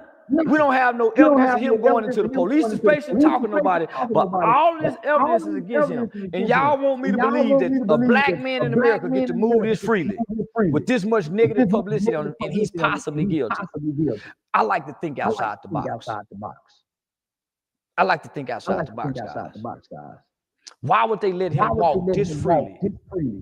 Only to lose endorsements and sponsorships and council shows and not his freedom. In the climate that we're in. In his car, though. Listen. Who said it's his car? The police. The car's registered under his name. Registered under his name. Maybe I bought it for them. Him. Her. I got a bunch of cars out here I done bought, Sean, for people. Now, don't place me as the murderer, but as good as technology is today, you guys want me to believe that every single piece of evidence points at his guilt, and they don't have probable cause to arrest him. Okay, fuck the death. He was dating a 13-year-old girl. So we got all the evidence. So he just, oh man, I get it. You know what I'm saying? Just the situation, but he couldn't get him on that. He clearly couldn't get him on that, right? So he said, fuck it. He was dating a 13-year-old. Yeah, that shit nasty as fuck, but still. You see how he switched the game on him? Evidence. And you want me to believe that she's dead and the police have not even arrested him for being involved. I don't know if he killed her. Hold on, listen to me. The mother of somebody can say he was messing with her, right? The mother did. So you mean to tell me if he was really messing with her and they got proof and evidence and nothing else, they get him on sex charges with a minor so we can at least hold him in jail while we investigate this murder, while we put pressure on him. See, right now there's no pressure on him to talk or nothing. So obviously the evidence don't really point at him. They don't let black men get away with these kind of crimes, son. Not in America. Not under this president. Not under this president, homie. Not under this president with this Department of Justice and FBI director. They are not gonna let a black man. You see what they did to Diddy? He's randomly on video washing all her shoes. Are you seeing this shit? I am, and I'm also saying do you randomly wash your girl's shoes? All of them? And scrubbing? Yeah. No, you don't. I swear to God. You gonna go buy her some new ones, nigga. You rich now. I can call her right now and say, man, give me them shoes. Nigga, you getting money now. You ain't. Man, I clean them new shoes because I still clean mine. Give me your jewelry. I clean your good. Man, yeah, I do my daughter. Let me clean your shoes. Yeah, I'm gonna clean my girl's shoes. When you got money, you pay for them $100. Man, can we finna go out? Because she ain't gonna clean them.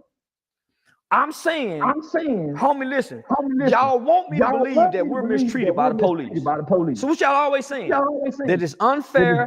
We don't get a fair shot. Why are they giving him a fair shot then? With all the evidence. And this is circumstantial. And we seen them go to trial on circumstantial evidence. Lil Durk. This is a high-profile case that any prosecutor, any FBI investigator would want to get on to get this guy. You can't make me believe they going this easy on that done something this horrible to a kid. And he still, and all the black people saying this. When they canceling people's shows for speaking on Kirk. He has the biggest song right now, the David Kid. What song do we have? It's called Romantic Homicide. It don't mean nothing. He's black. If he died or go to jail with the biggest song, the record label still make all their money. So why are they protecting his kid? If he's black in America, and he's really done this. That's all I'm saying. It don't make sense to me. So I'm saying, let me think outside the box. Maybe his mama done it. Maybe her mama done it.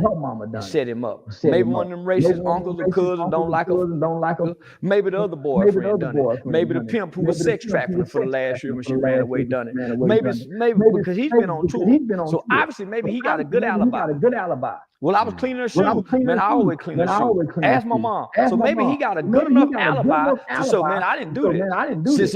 Matching tattoos, same matching tattoo saying shh right here.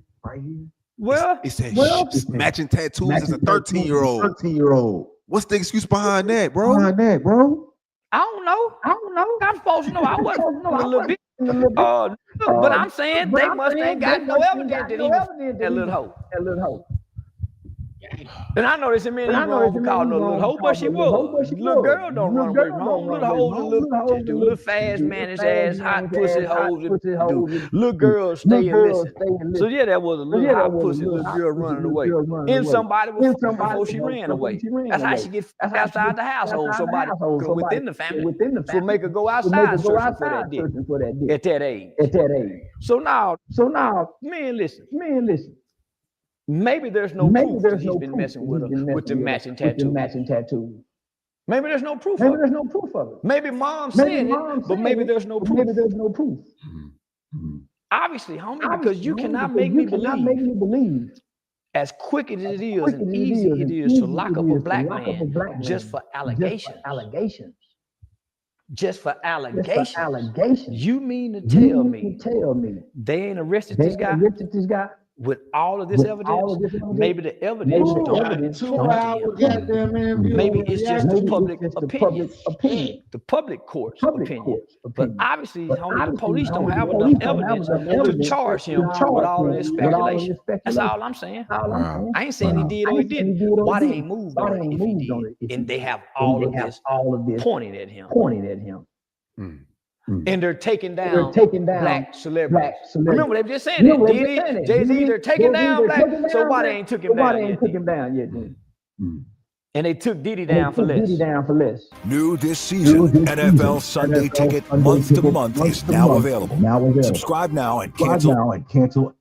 So y'all help me make sense of it. Help me make sense of it. Is he the fall guy for a music executive that done it? Because they like kids too. They like kids too. Was he the guy that went out and got her? Because they have to have somebody go get the kid like Charles Manson used to do. And they always use celebrities. R. Kelly did. So they haven't stopped abusing children in this industry. So y'all want me to believe this black kid that's an artist that's this big tied to an industry that abuses children, he done this and all the evidence points to him. Sound like he's being set up to me, Sean. Sound like he's a fall guy. I can't wait to see what happens next. I'm not saying you're right or wrong. I don't give a damn. You're the only person that. I don't give a damn what happens. Nigga, I don't know him. I do feel like a plot twist could come. I know it's a plot twist because niggas don't get to commit crimes like this with the evidence pointing guilty and go free. That's never been the history of this country. Why would they start doing it now? Do you know how the Nishias look like a little lily white girl?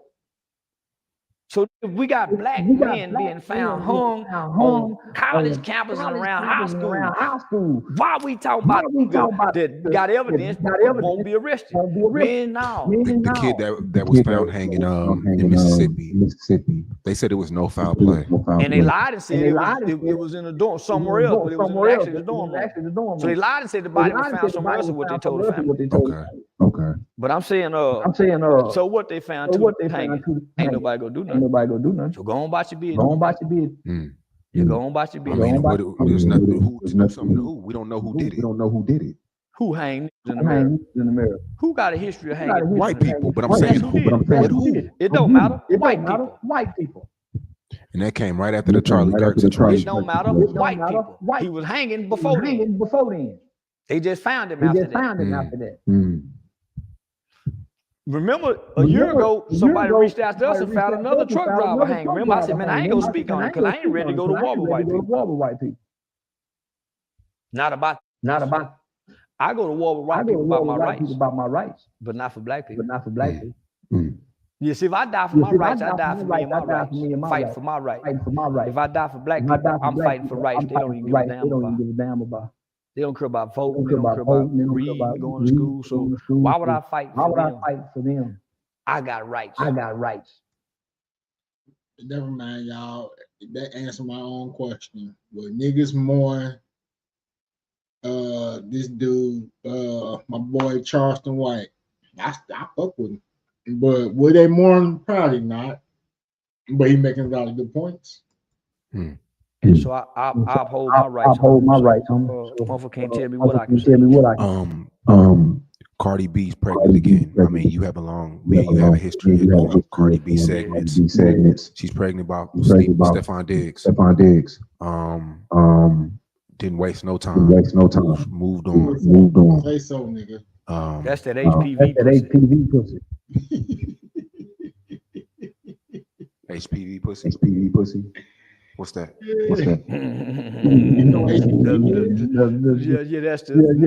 That's the herpes pussy. Human papilloma virus. They give the kids so they give kids immunization shots for that now. So all young girls 12 and something in Texas have to have the HPV vaccine. Homie, listen. Any nigga that got 3, 4, 5 baby mamas. I mean, he a lot of women raw. So he's susceptible to carrying some type of STI or STD. Dick too active with too many babies. With a history of raw dog. Now she I thought she was way more sharp than that. No, she ain't. That's the broken hoe. That's the broken hoe. She have to have a man. That's the broken hoe that have to have a man. That ain't a strong woman. That's why so many young girls and young ladies look up to her and admire. They all broken little hoes. And they enjoy being a hoe. They just ain't getting a lot of benefit out of being a hoe. Yeah, she's getting championed right now. A lot of women are praising her for moving on and not multiple baby daddy. But you don't hear the Latino community praise. It's just black women. Because black women have multiple baby daddies. Mexican and white women don't.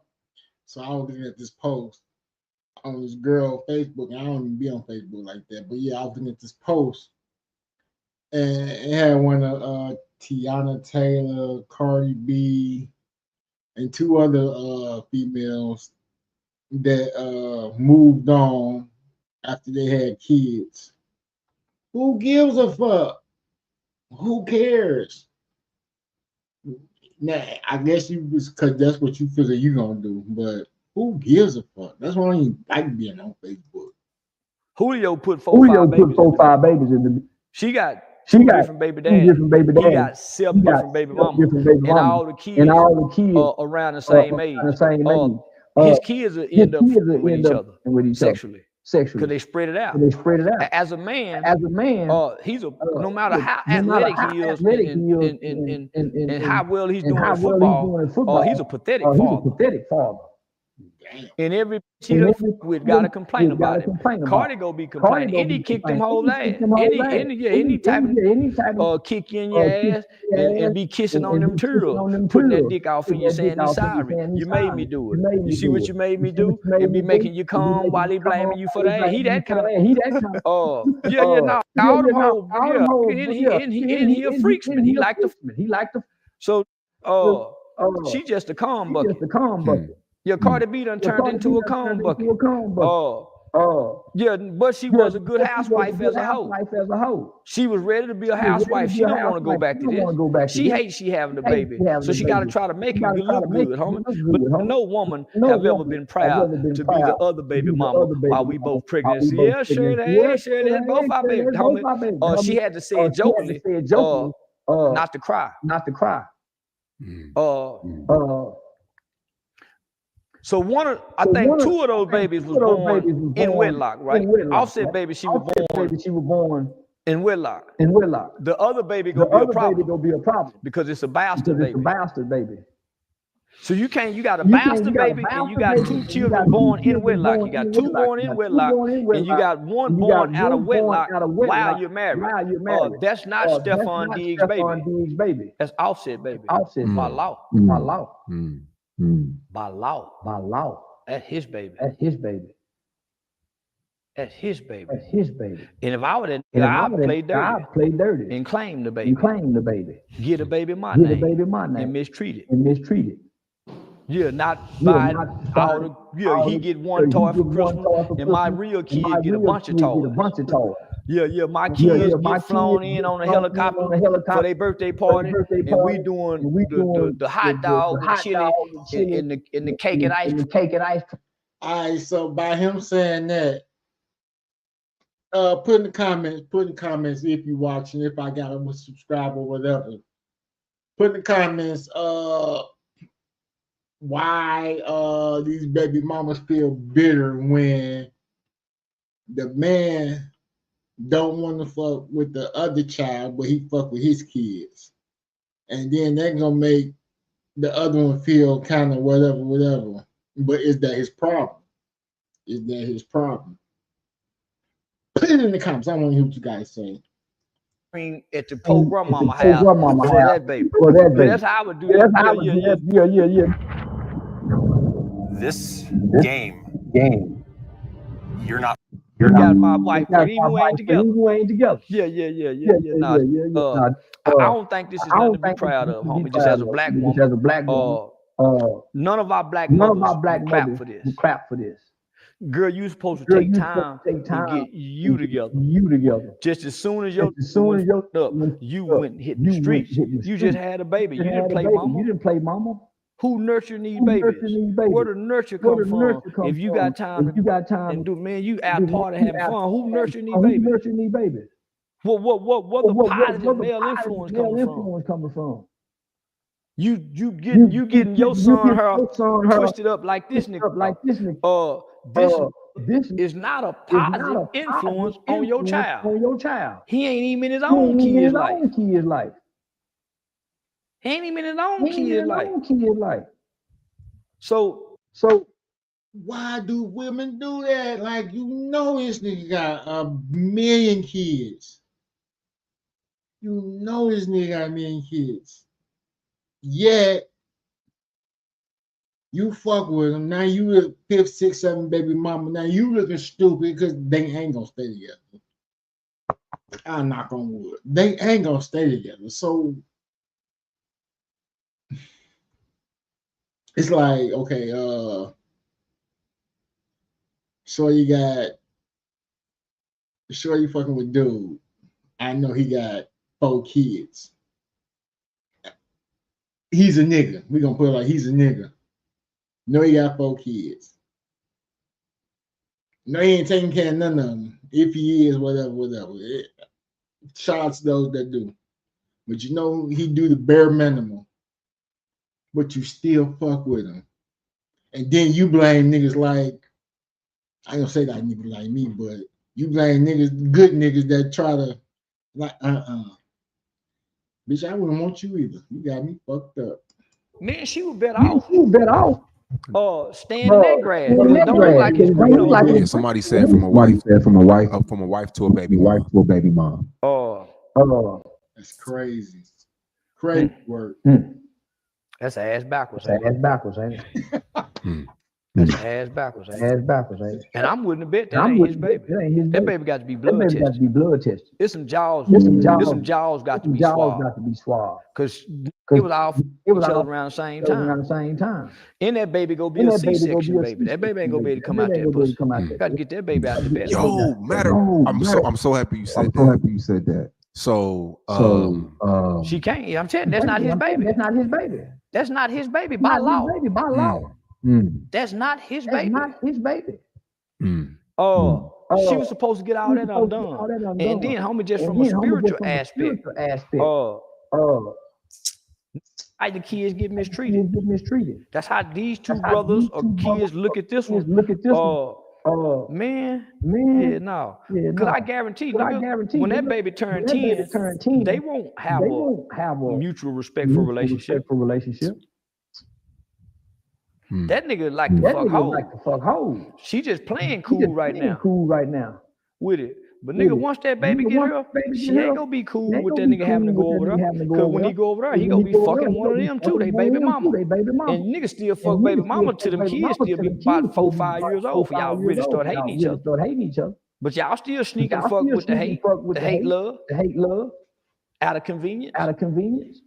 I don't understand. I don't get. So yeah, nigga.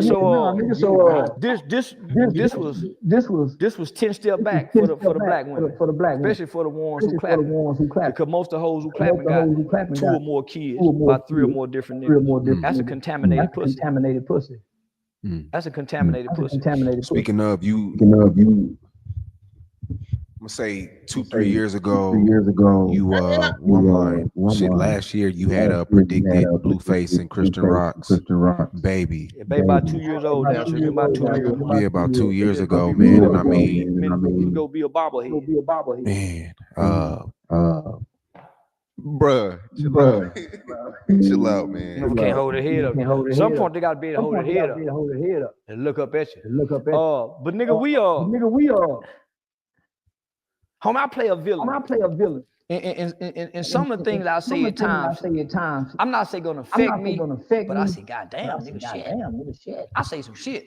But then I say, but nigga, you ain't saying nothing wrong. How you saying it is wrong, but how can the truth be wrong, even if it's said like this? If you don't say it like this, you say, hey man, most black women. Oh my God, I get that shit all the time. Shout out to my sisters, right? And whoever else that know me, they always tell me, Al, black, I'm black, whatever. They say, it's the way you say it. Give a fuck the way I say it, but sometimes I receive it too, so I understand it. But sometimes I'll be like, most times I already told you.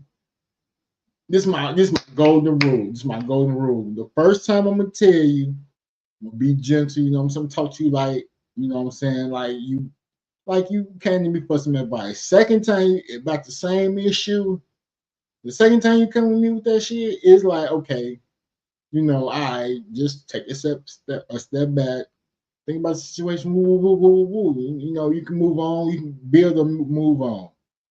But the third time, which I got a story. Black extravagant stories. I'm gonna tell that story. Fuck it. It's going everywhere. Fuck it. Black extravagant story. But yeah, but the third time I tell you, oh, it's motherfucker, you wanted to be in that situation. I'm sorry about the cursing, but you wanted to be in that situation because first time shame on me, second time shame on you, third time, yeah, and then the fourth, fifth, sixth time. Oh my God, don't even. Don't do prenatal care. They don't find out. They don't pay attention. But you say, man, you stupid ass bitches don't even be hoes. Don't even find out y'all pregnant till y'all 3 months. Still be drinking. By this time, you in your second trimester. Man, you bitches arguing and fighting. So, homie, even I'm saying it that way, but I'm highlighting the different trimesters throughout the pregnancy. That's important. Prenatal care, the lack of prenatal care. Homie, so yeah, I'm saying it fucked up, but nigga, it's the truth. So. Anybody who know anything about child development, child side, homie, you can clearly see that baby was going to be affected. For one, the level of violence while she was pregnant. The different outbursts of anger. Nigga, and she was drinking. We was seeing her drinking in the club pregnant. We was seeing her smoking. And nigga, they was cheering for it. Nobody was shaming that behavior. Nobody's shaming Cardi B's behavior. A man have always done what Offset is doing. Women have not always done what Cardi is doing. Women have always wanted to fix them first. Because if they fix them, it fixed the man problem. If women fix them, it fixed the man problem. Cause now nigga gotta pull his pants up to get some pussy. Nigga got to start opening car doors again. If they fix them, it fixed the weak man problem. They accepting these weak men. If they up the standards, then the standards won't be lower. But nigga, they lower the standards so goddamn low. They have to sure us. Especially if you're a hell of a nigga. Have you ever wanted to see your home from space?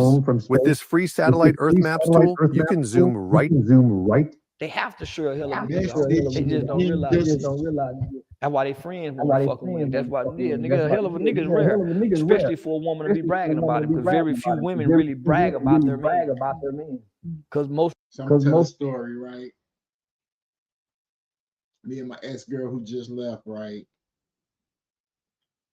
So we always holler what's her names or whatever, you know what I'm saying? But she's tell her friend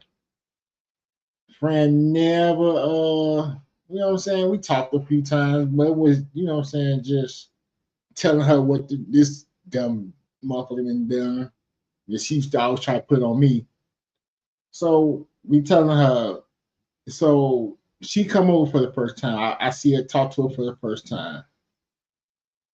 Why my girl come and ask me, hey, what you think about swinging? I'm not thinking about swinging. First of all, I ain't doing this shit because I can't do it. Because you're gonna get Mandingo over there, and goddamn it, you gonna hear some sounds that your girl ain't never made with you, and you're gonna be fucked up about it. So I can't do it. I'm sorry, but I ain't never expressed this opinion, but your girl ain't never seen me. Never, you know what I'm saying? We never talk like that. Now all of a sudden, hey, you gotta do swingers. Nigga don't give a bitch nothing to brag about other than some dick. So she need to hurry up. Shit. I almost want my son to go cross the railroad tracks. I don't want him married. I'm the last black baby of my family. Because I got mixed children. Yeah, I'm the last black baby. So after me, it won't be other unless my brother have a baby. Other than my sister, her children's name changed. So the last name White. Nigga, there won't be no more black people because I went and had mixed children. Does your son like black women? No. Mexican. He like mixed women. He like mulatto, whites, Mexican. Everything but black. I've never seen him bring a full black girl home. You never asked him why? I've been happy. Why? He gonna have to whoop the bitch. You can't bring me black women. His age group, you gotta kick their ass. You can't sweet talk them. You can't hold the door. Cause they bitch ass nigga. Say my nigga. Say, you know, they gangster. So nigga, you got to hit one of them hoes upside the head and hold her down and show her you strong with her. There's still good black women out here. Not for his generation. Yeah, they ain't gonna know how to cook. Look what they honor and praise. A woman married should never be pregnant by another man. That's never been the normal. So imagine the young ladies up under these women. Shit, man. Yeah, nah, nigga. I'm glad my son ain't bringing home no full black chick. They ain't raised right today. At least the other people got culture. This little girl know how to be a woman, clean, cook. So my son got a mixed bro. She got a white mom and a black dad. And nigga, they a perfect little couple. So what I realized is mixed couples work good together. If you get a mixed nigga with a full black chick, then you're gonna have the color stigma when they get into it. You know, but them light skinned niggas, them yellow niggas, so you gonna have all that come up. Well, you know he black and Mexican, that's the Mexican side of it. So nigga, so I remind my son, nigga, you ain't black, and you ain't Mexican. Neither side will accept you completely, so don't claim neither. You're both biracial. You're nothing like a Mexican or a black nigga. Totally different. So that's what I remind mixed kids, nigga, you ain't what they tell you are. You who you connect with. Other mixed people. And that's when we'll finally see peace in the world. When there's more mixed people. I know your daughter's younger. Would you prefer to date a black man? I'd rather my daughter be a lesbian. Get the fuck out of here. I swear to God. No. I'd rather my daughter be a lesbian than a nigga. I don't want no full. People may say that's self-hate though. The nigga shit stop with me. I'm the last in my family. There will be no more niggas going forward. I'm the last. I'll stop right here. I'm breaking the soul. I'm cutting the curve. I intentionally had biracial children. I intentionally had biracial children. For one, I didn't want the problem.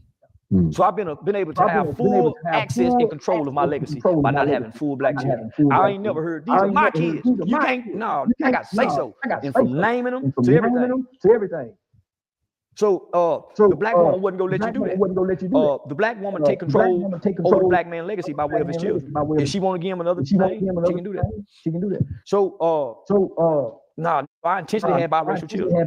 Is that self-hate? Yeah. I love me. I don't love us.